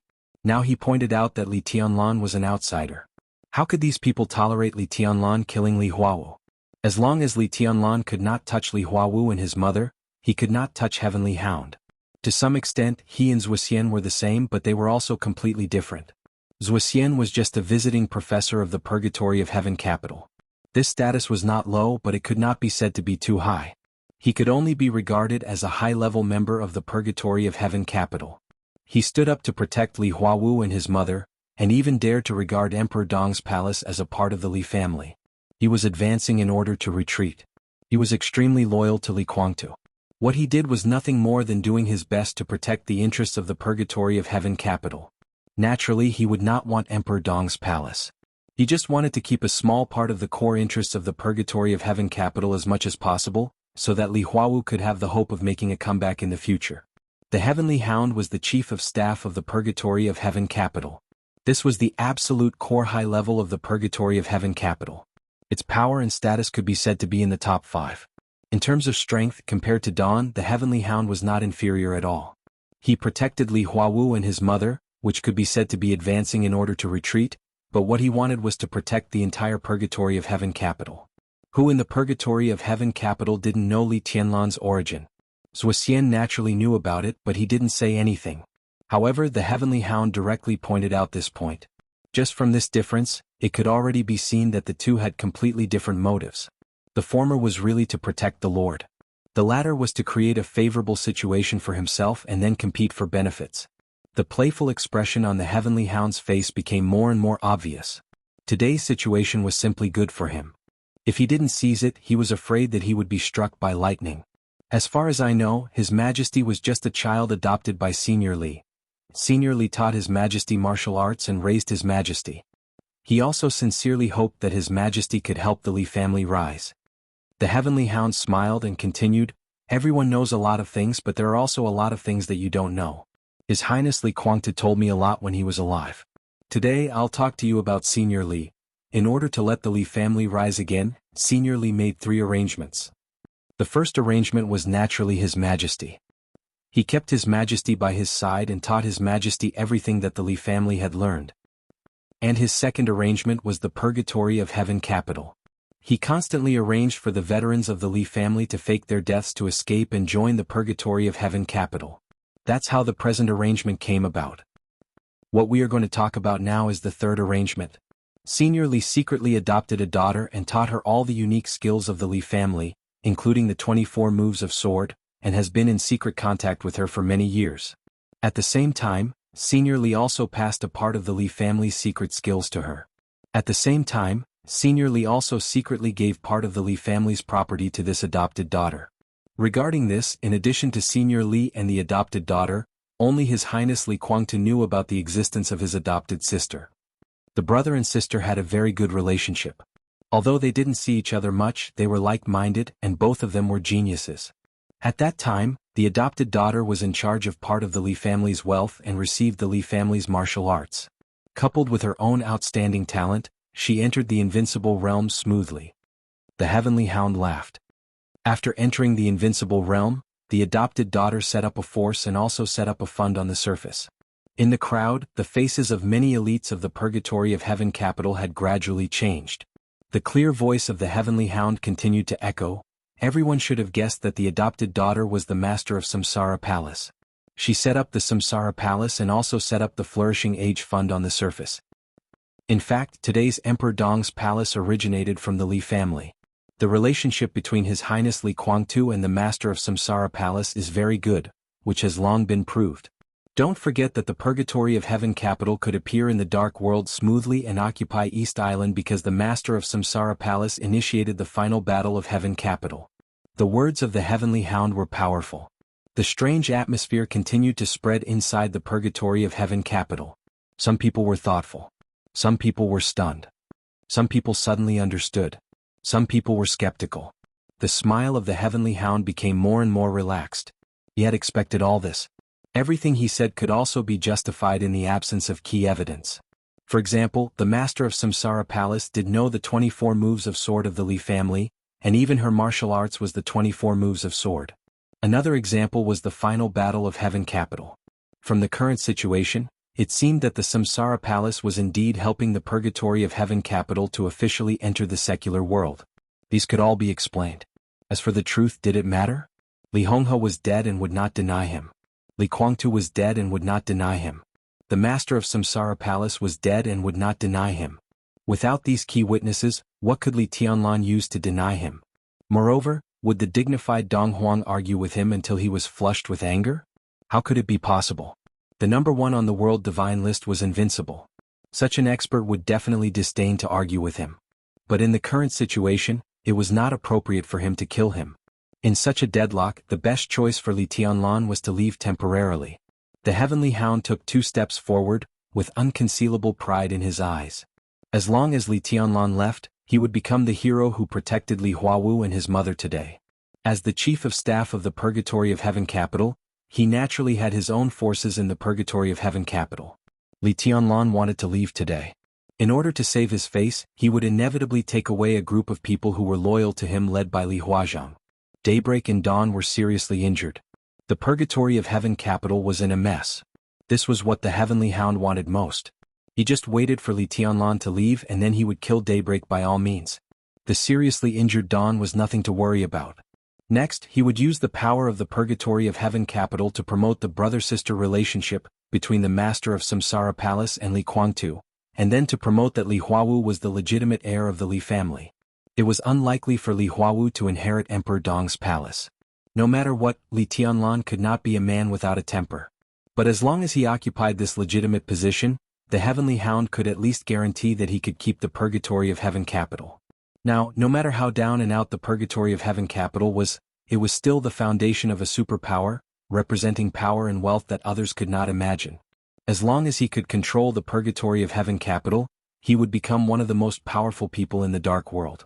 It would be better if he could force Emperor Dong's palace to give up part of its power. The Heavenly Hound's eyes suddenly became extremely hot. He glanced at Phoenix without anyone noticing. Phoenix seemed to have not come to her senses yet. She stood there blankly, with an unconcealable sadness and weakness on her mature and beautiful face. The Heavenly Hound's eyes swept over Phoenix's face and her graceful body curves. As long as everything went well today, the Purgatory of Heaven Capital would be his, and the mistress that he secretly coveted would also be his. As long as he stabilized the Purgatory of Heaven Capital, he would enter her and Li Guangtu's bedroom as soon as possible, and completely conquer the beautiful and mature mistress in their bed. The Heavenly Hound's eyes turned and fell on Li Tianlan. He said with a smile, "I don't know if your majesty has doubts about the friendliness of the Samsara Palace. But no matter what, this is the truth. Young Master Huawu can inherit everything of the Li family, including Emperor Dong's palace, because it is a part of the Li family." Li Tianlan was lost in thought. Anger? He really didn't have this kind of emotion. If Li Tianlan hadn't had access to some information about the Flourishing Age Fund, maybe he would have believed the Heavenly Hound's words. Grandpa's adopted daughter? Li Guangtu's adopted sister?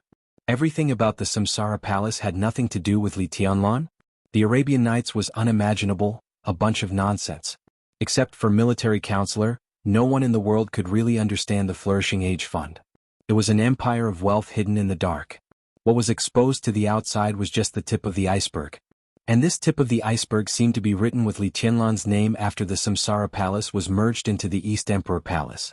But there were more hidden wealth, the shares that were secretly purchased from the major groups, and all the secrets that others couldn't find out. Li Tianlan was the real owner. From the beginning to the end. There was no so-called transfer. From the very beginning, when the master of Samsara Palace got those interests, on those secret contracts, Li Tianlan's name was written, not the Li family's. Similarly, in many places, the master of Samsara Palace also left many traps specifically for the Li family. She obviously considered the existence of Li Guangtu. These traps were aimed at Li Guangtu and the power of the Li family. In the plan of the master of Samsara Palace, if Li Tianlan really failed in the battle with Li Guangtu, even if Li Tianlan's martial arts were all destroyed as long as he was alive, he could use these traps to cause unimaginable huge trouble for the Li family when it annexed the Flourishing Age Fund. The intention behind this was self-evident. So, Li Kuangtu and the master of Samsara Palace had a deep sibling relationship? It was better to say that Gu Xingyun was Wang Tianzong's long-lost younger brother. Moreover, even if there were none of these things when the Purgatory of Heaven capital and the East Emperor Palace existed at the same time, the Flourishing Age Fund chose Li Tianlan instead of Li Kuangtu. This alone was enough to disprove the Heavenly Hound's statement. Li Tianlan didn't bother to talk nonsense. He just glanced at Heavenly Hound and said lightly, "Who else thinks the same as this chief of staff? Stand out and let me see." After a moment of silence, a few more people came out. The crowd was even quieter. There were not many people who came out to support Heavenly Hound, only 5 or 6, but they were not unknown people. They were all people in various key positions in the Purgatory of Heaven capital. They were undoubtedly Heavenly Hound's team. Li Tianlan found that he didn't know any of these people, and he could confirm that they were not old people from the Li family. He was slightly relieved. Heavenly Hound took a step forward, bowed slightly and said softly, "Thank you for your dedication to the Li family, Your Majesty. Now please return Emperor Dong's palace. We will assist young Master Huawu to control everything, Your Majesty can rest assured." A blatant seizure of power.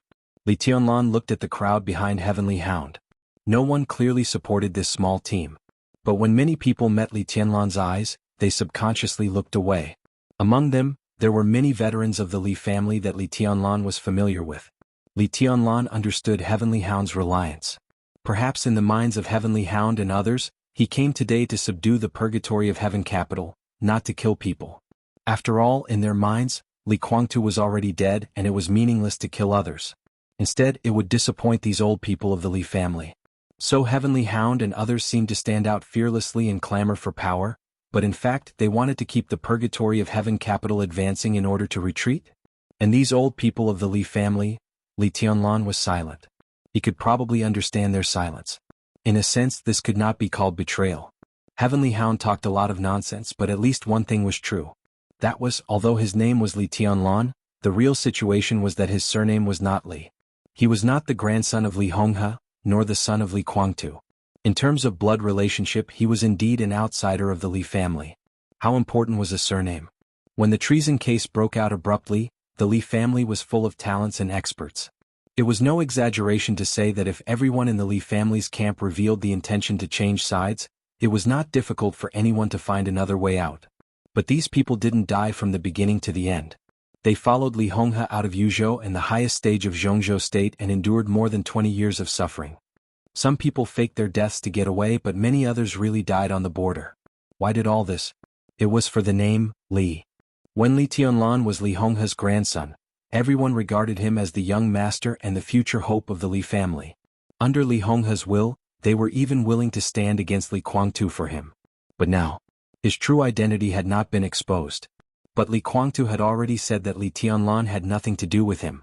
In such a situation, Li Tianlan had nothing to do with Li Kuangtu, which meant that he had no blood relationship with the Li family in many people's minds. Some people could accept this and choose to follow Li Honghe's will to stand by Li Tianlan. There were some such people in Emperor Dong's palace. There were also some in the Purgatory of Heaven capital headed by Li Huazhang. And the others?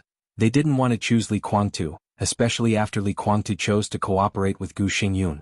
But they were also entangled in the issue of Li Tianlan's identity. So at this moment, facing Li Tianlan, they could only remain silent. "Uncle Huiyun, do you agree with Heavenly Hound?" Li Tianlan began to call names directly. His eyes fell on a one-armed middle-aged man. This was an old man of the Li family whom Li Tianlan was very familiar with. He left the border camp a year earlier than Li Tianlan and had a very good relationship with him. Compared with Li Tianlan's somewhat indifferent impression of Li Huazhang, Li Tianlan had more things to remember about this Uncle Huiyun.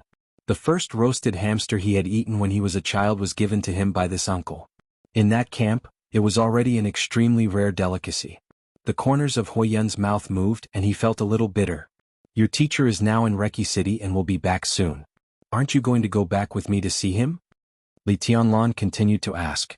Uncle Huiyun was Fireman's apprentice, which many people knew.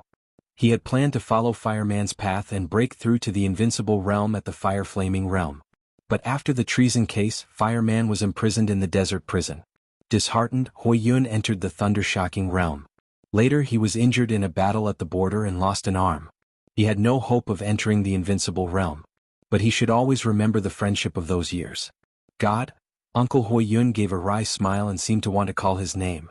But as soon as the words came out, he sighed and said hoarsely, Your Majesty, what's your surname? Is it important? Li Tianlan looked into his eyes and said in a soft voice, I grew up in the Li family. Whether I'm related by blood or not, Senior Li will always be my grandfather. I'm a member of the Li family and the current patriarch of the Li family. What's different? It's different, Hui Yun murmured. Li Tianlan was silent for a moment and said softly, If you insist on an answer, uncle, in terms of blood relationship, my surname should be Dongqing. He suddenly froze. By now he had already known his background, but he had been avoiding it. So far he only knew his surname, but he didn't know what his name was in the Dongqing clan. Dongqing clan, Dongqing Rushi? Hui Yun froze for a moment, and his eyes suddenly lit up. Vaguely he seemed to know Li Honghe's plan at that time. Heavenly Hound obviously realized something. His face changed obviously, and he said in a deep voice, Since your Majesty has admitted that your surname is not Li, how can you be the patriarch of the Li family? We can discuss about Emperor Dong's palace slowly, but the Purgatory of Heaven capital belongs to the Li family. How can it be handed over to the Dongqing clan? Oh, I'm talking to the senior. What right do you have to interrupt? Li Tianlan glanced at Heavenly Hound coldly. Heavenly Hound took half a step back subconsciously, then gritted his teeth and stood where he was. He said in a cold voice, Your Majesty is really overbearing, but as a member of the Purgatory of Heaven capital, don't I even have the right to speak? Your Majesty came here today to conquer the Purgatory of Heaven capital. In any case I, Heavenly Hound, will be the first to be unconvinced. Conquer the Purgatory of Heaven capital? Li Tianlan murmured to himself and then suddenly laughed. He looked at Heavenly Hound, and the temperature in his eyes dropped little by little, getting colder and colder. Who told you that I came here today to conquer the Purgatory of Heaven capital? Uneasiness rose from Heavenly Hound's heart without warning. He suddenly raised his head. In his sight was Li Tianlan's indifferent face without any expression. I came here today? Li Tianlan's voice paused. I came here to kill. The sword energy surged. With Heavenly Hound as the center, the space within a radius of several meters instantly froze. The small team centered on Heavenly Hound was completely enveloped by the sword energy, and no one was missing. The sword energy extended without any warning, but Zhuo Xian, who had just spoken, was missed. The faces of Heavenly Hound and the others changed dramatically, and they almost instinctively broke out with all their strength. The blue arc of lightning flashed in the sword energy for a moment. Humph! Li Tianlan snorted coldly. The sword energy around them suddenly rotated. It was silent. The flashing arc of lightning was completely extinguished. Heavenly Hound, whose eyes were full of remorse, opened his mouth. Your Majesty, please? Before he could finish his words, the layers of sword chi had already streaked across each of their bodies like streams of light. Their bodies were torn apart silently. Blood gushed out. The dense sword light kept flying. Before the pieces of the corpses and blood fell to the ground, they had been completely smashed into pieces of powder by the endless sword energy. The red powder fell to the ground and it was dark red. The audience was silent. Before everyone came to their senses, Li Tianlan's voice continued to ring. At the same time, let Li Kuang to see what kind of state the Purgatory of Heaven capital is now. Phoenix's body suddenly shook. She looked up at Li Tianlan and said in a hoarse voice, What did you say? Tianlan Kuangtu is not dead? Li Huazhang also came to his senses and asked hurriedly. He's still alive. Li Tianlan nodded. If I didn't say that he was dead, how could I see today's good show? His mood was up and down. The crowd became more and more silent. Li Tianlan glanced at Hui Yun again. It seemed that he was talking to him but also to all the elders of the Li family. In terms of blood, I am indeed an outsider of the Li family, but Rushi is Grandpa's biological granddaughter and Li Kuangtu's biological daughter. You can go to Emperor Dong's palace to find Li Kuangtu and ask if it is true. Like Grandpa, I despise Li Kuangtu. But this man's pride and stubbornness have not changed for many years. At least he still has a sense of shame. You can ask if Rushi is his daughter, and you can ask if he really has a deep sibling relationship with the master of Samsara Palace. Li Tianlan's body slowly rose into the air. Grandpa doesn't approve of Li Kuangtu, and the future of the Li family has nothing to do with him. But Rushi is my woman, and her health is slowly improving. In the future, the child of Rushi and me will naturally be the heir of the Li family and the future patriarch of the Li family. In the headquarters of the Purgatory of Heaven capital, The sword energy that blocked the sky dissipated silently. That's all I have to say. From today on, the purgatory of heaven capital will be free. You can choose your side freely. Those who choose to return to Emperor Dong's palace are still my uncles and aunties. Those who stand on the opposite side of Emperor Dong's palace are my enemies from now on. His figure took a step forward in the air and disappeared instantly. The next second, Li Tianlan's body appeared in the bedroom of the villa in the center of the purgatory of heaven capital. The spacious bedroom was surrounded by the faint body fragrance of a woman, which seemed to be the smell of phoenix. In a small bed beside the big bed, a child who looked only 2 or 3 years old was sleeping soundly. Li Tianlan looked at the child quietly, his eyes extremely calm. He took a step forward and stretched out his finger. Chapter 1257. The moment when his fingers were about to fall. In the slightly narrow room, the sudden surge of mental power exploded into a pure and sharp sword aura. The sword energy was dense and sharp, spreading in every corner of the room. The tea table, the chair, the dining table, and the tea were completely shattered, and the water splashed in the air.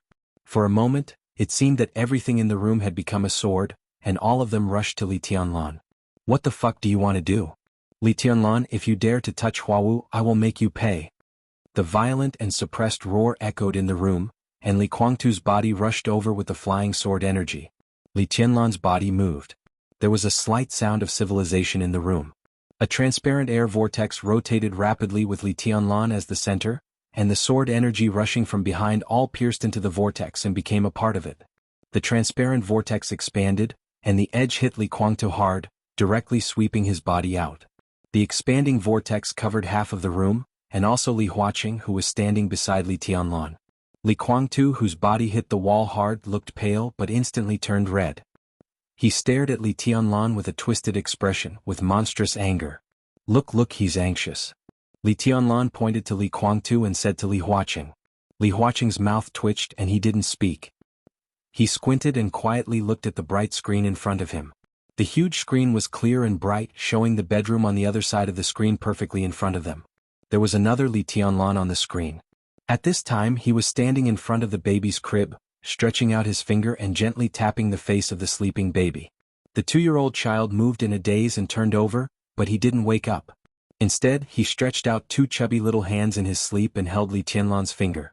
Inside and outside the screen, a smile appeared on the lips of the 2 Li Tianlan at the same time. No matter how complicated the grudge between us is, I won't go so far as to attack a child. Why are you nervous? Li Tianlan slowly turned around and glanced at Li Guangtu. Li Guangtu snorted and struggled to stand up. His physical condition was extremely poor. He had never recovered from the serious injuries he suffered in the chaos of Snow Country. He was even more seriously injured in the battle in North Sea. Later he participated in the siege of Li Tianlan. If Xianyuan Wushang hadn't taken action after he was captured, Li Guangtu wouldn't have woken up now. He had been held captive for more than a month, and Li Guangtu had been trying to recover from his injuries. Naturally, there was some effect, but with the forced attack just now, his injuries suddenly worsened again. What do you want? Li Guangtu looked into Li Tianlan's eyes and asked. Li Tianlan's expression was calm, and his eyes seemed deep and empty. But looking at Li Tianlan's expression now, he couldn't capture anything. If he wasn't very familiar with the 24 moves of sword, Li Guangtu wouldn't even be sure that what was left in Emperor Dong's palace was just a sword chi doppelganger. Xianyuan City, Tiandu City. The 2 cities were hundreds of kilometers apart. Li Tianlan's real body went to the purgatory of heaven capital, but the sword chi doppelganger could still move around in Emperor Dong's palace. The most exaggerated thing was that the 2 sides were obviously connected to each other. That was to say, Li Tianlan's real body knew what was happening here. Every word he said was equivalent to Li Tianlan communicating with him through the sword chi doppelganger hundreds of kilometers away. In a sense, this was no longer something that could be explained by pure martial arts. Not to mention that he hadn't broken through, even if Li Tianlan really entered that supreme realm, he couldn't do this. Now the real body and the doppelganger were so far away from each other, but they could still communicate with each other. The only explanation was that Ruthless or Xianyuan Feng was here. Ruthless energy had been used up, but it was not completely gone. Its remaining energy was enough to stimulate the activity on the sword body, and then carry Li Tianlan's sword chi to form a special sword chi doppelganger. And the ability to do this also proved that the relationship between Xianyuan Feng and Li Tianlan could no longer be said to be a simple relationship between man and sword. The bond between man and sword was constantly deepening. Now Xin Yuanfeng could almost be said to be a part of Li Tianlan's body. Li Tianlan picked up the remote control and turned off the screen in front of him. What would happen next in the purgatory of heaven capital hundreds of kilometers away, except for Li Tianlan, Li Guangtu and Li Huaqing could no longer see. Li Guangtu's heart sank slightly. What do I want? Didn't I make it clear enough? Li Tianlan said calmly, I want the purgatory of heaven capital. Now I can let you go.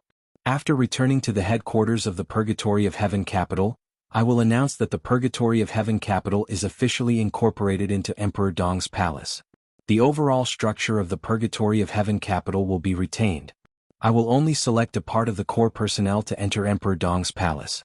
From now on, you can become the first deputy palace master of Emperor Dong's palace. At the same time, the Purgatory of Heaven capital will still be under your leadership. Emperor Dong's palace will not interfere with the development of the Purgatory of Heaven capital. But when necessary, the Purgatory of Heaven capital must be under my command. As long as Emperor Dong's palace exists, the name of the Purgatory of Heaven capital will exist. After your death, Huawu will completely inherit the Purgatory of Heaven capital and maintain a higher degree of freedom. After a pause, Li Tianlan continued, I don't like roundabout things and I don't like negotiations. But after knowing of your existence, I've always wanted to talk to you. I didn't want to see you before because I was giving you the cold shoulder, hoping that you could calm down. Between you and me, there's no need to play the game of asking for a sky-high price and returning the money on the spot. I've given you the conditions and this is my bottom line. Grandpa asked me to take charge of the Li family before he died, so I have the obligation to take all the power of the Li family into my hands. The Purgatory of Heaven capital must be incorporated into Emperor Dong's palace. Just as I said. If you say anything else, I won't agree. What I can decide is what I told you, and it is also the structure of Emperor Dong's palace in the future. In Li Guangtu's silence, Li Tianlan simply summarized, if I am Zhongzhou State, you are Beihai. This was Li Tianlan's attitude. It was clear, without any leeway, aggressive, but it also gave Li Guangtu enough space. What he wanted was the integrity of the Li family, to conquer the Purgatory of Heaven capital, and to conquer Li Guangtu. But he would not interfere too much with the internal affairs of the Purgatory of Heaven capital and give it a high degree of freedom. But nominally, the Purgatory of Heaven capital must belong to Emperor Dong's palace and become a subsidiary force of Emperor Dong's palace. And when necessary, that is, when facing foreign enemies, the Purgatory of Heaven capital must unite with Emperor Dong's palace against foreign enemies. It was equivalent to the relationship between Zhongzhou State and Beihai Province today. However, when these conditions were listed one by one, Emperor Dong's palace gave more restrictions to the Purgatory of Heaven capital than Zhongzhou State gave to Beihai. But these extra restrictions were for better control of the Purgatory of Heaven capital. In other words, as long as the Purgatory of Heaven capital was dominated by the Li family and Emperor Dong's palace, the Purgatory of Heaven capital was highly free. Li Tianlan felt that he had done his best in this condition, and the conditions in all aspects were also very mature. Emperor Dong's palace had fully developed, and it was the era of Emperor Dong. In front of everyone in Emperor Dong's palace, there was a beautiful picture of mountains and rivers. Zhongzhou State, Tianan East Island, Europe, America.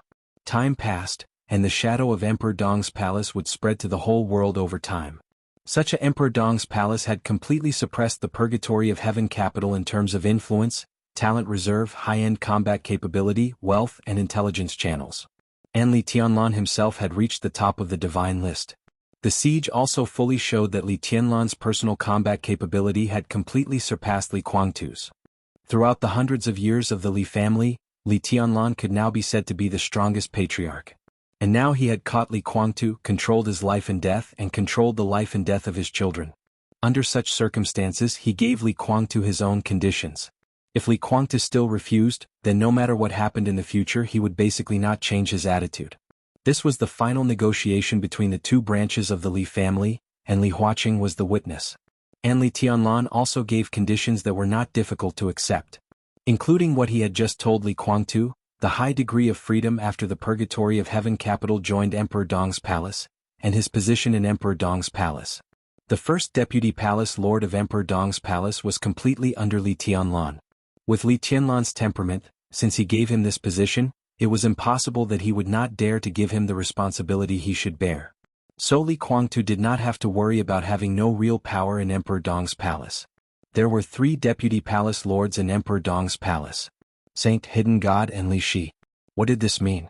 First of all, Saint used to be the first senior brother of Mount Shu. The 4 sword masters of Mount Shu were now in different positions, but they had a very good personal relationship with each other. Now Yun Qinshi, the phantom sword master, was in the purgatory of heaven capital. If Li Kuangtu was willing to join Emperor Dong's palace, Saint would not take the initiative to make things difficult for Li Kuangtu because of his relationship with Yun Qinshi. In the same way, Li Baidian would not make things difficult for Li Kuangtu. Situ Tsangyue, the hidden god of Zhongzhou state, was Li Kuangtu's confidant many years ago. Now she chose to stand on Li Tianlan's side. After Li Kuangtu joined, no matter whether the two could get back together or not, the old friendship would always be there. In the case of not violating the principle, Situ Tsangyue would also support Li Kuangtu to a certain extent. Li Shi's situation was even more complicated. The grievances between her and Li Kuangtu were enough to be written in a book. But if they were really in the same camp, Li Shi might not fully support Li Kuangtu, but at least she would not make things difficult for him. Such a situation could be said to be very good. As long as Li Kuangtu was willing to come with the purgatory of heaven capital, he did not have to worry about whether he could gain a foothold in Emperor Dong's palace or not. He could quickly establish his own prestige in Emperor Dong's palace and work together with Li Tianlan to make Emperor Dong's palace better, to make the Li family surpass the peak of the past hundreds of years, and to create a new situation. The high-level officials of Emperor Dong's palace would not make things difficult for him. With the purgatory of heaven capital and his own strength, he could become a super heavyweight in Emperor Dong's palace, and his status was only below Li Tianlan. The most important thing was, it was the condition that Li Tianlan did not tell him but he heard through the screen. Dongqing Rushi was his daughter. Li Tianlan and Dongqing Rushi's future child would inherit the Li family. If Li Tianlan was an outsider, then the child born by Dongqing Rushi could definitely be regarded as the blood of the Li family. So, what was there for Li Kuangtu to be dissatisfied with? Li Kuangtu was silent and seemed to be thinking. But there was silence in his eyes. Li Tianlan waited patiently for a full 5 minutes before he calmly said, "Agree or refuse? You won't kill me, will you?" Li Kuangtu suddenly laughed. He looked at Li Huaqing, who had been silent, and said, "President, he won't kill me, will he?" Li Huaqing, who had been watching silently, chuckled and did not speak. He naturally wanted to save Li Kuangtu's life. But now that he said this, there was no doubt that he was making the decision for Li Tianlan. At this time, how could Li Huaqing make such a mistake? We all understand. Li Kuangtu's smile gradually widened. Although I don't know what happened outside, I know that the president has lived here for a while. What is worth him doing this? He looked at Li Tianlan and said lightly, "I think I still have some value, so if I'm not wrong, the president came for me. Right? He wants you to let me go? And you don't intend to let me go, so you have a conflict?" Li Tianlan did not speak, just looked at him silently. "So as long as the president is still here, it means that the parliament can use me, so you dare not kill me." Li Tianlan still did not speak. Today he and Li Huaqing came to see Li Kuangtu. Naturally, it was not a sudden idea. It was the first time that Li Huaqing came to him after living here for so long, and he seriously asked to see Li Kuangtu. With Qin Weibai's previous reminder, Li Tianlan naturally understood that the other party was going to have a showdown with him. But Qin Weibai said that something would happen in Yuzhou these days. But now Emperor Dong's palace had not received any news. Li Huaqing's showdown with him this time seemed a little sudden. But Li Tianlan was ready, and there was no reason to refuse him, so he came here with Li Huaqing. He gave him the conditions. And the timing was perfect. Whether he would be an enemy or a friend in the future depended on Li Kuangtu's choice. He had spared Li Kuangtu's life, and now he gave him the best opportunity. If he still could not grasp it, Li Tianlan did not think he could do more. "I refuse." Li Kuangtu looked at Li Tianlan and said with a smile, "Maybe the conditions you offer are very tempting, but this is not what I want. In this world, only I am qualified to represent the Li family. Even if I am not your opponent for the time being, you are not qualified to represent the Li family. If I can't beat you, I will join you? If I, Li Kuangtu, am such a person, I don't deserve today's achievements." The Li family was stubborn. Li Kuangtu was not only stubborn, but also completely extreme. Li Tianlan took a deep look at him. Li Kuangtu's eyes were full of persistence, and behind this persistence, there was also a touch of hatred. Li Tianlan naturally did not know that the teenager named Huawu died in the final battle of Heaven Capital, and he did not want to know. What he knew was the current result. Li Kuangtu chose to refuse. Don't you worry about the headquarters of the purgatory of heaven capital? Don't you worry about your woman and son? Li Tianlan asked. Does it make sense? Li Guangtu's smile remained unchanged and his voice was indifferent. You kill them and you'd better kill me. From today on, the Li family will be destroyed with me. Otherwise, if I don't die today, if you dare to touch them, ha! I am indeed not your opponent, but in the whole Emperor Dong's palace, who else can be my opponent except you? Li Tianlan nodded. You refuse? Only I can represent the Li family. Li Guangtu said indifferently, I refuse. His attitude was clear and there was no room for negotiation. Li Tianlan nodded and slowly turned around. He glanced at Li Huaqing. Li Huaqing was also looking at him. His eyes were a little relaxed and a little expectant. Li Tianlan nodded to him and said, You talk. He had finished talking with Li Guangtu. This was also the only time they had a formal conversation. He gave the conditions. Li Guangtu chose to refuse. That was all. It was simple. Li Tianlan walked slowly to the door. When he was about to go out, he paused and said calmly, I won't kill you today, but from today on, you and I are enemies. You're tuning in to the Dreamy Chapters YouTube channel. We're so grateful for your support and don't forget to subscribe to join us on this incredible journey through captivating stories. Your generosity through donations truly makes a world of difference, as it's the primary source of revenue that allows me to expand and enhance this channel for you. Thank you from the bottom of my heart for being a part of this adventure.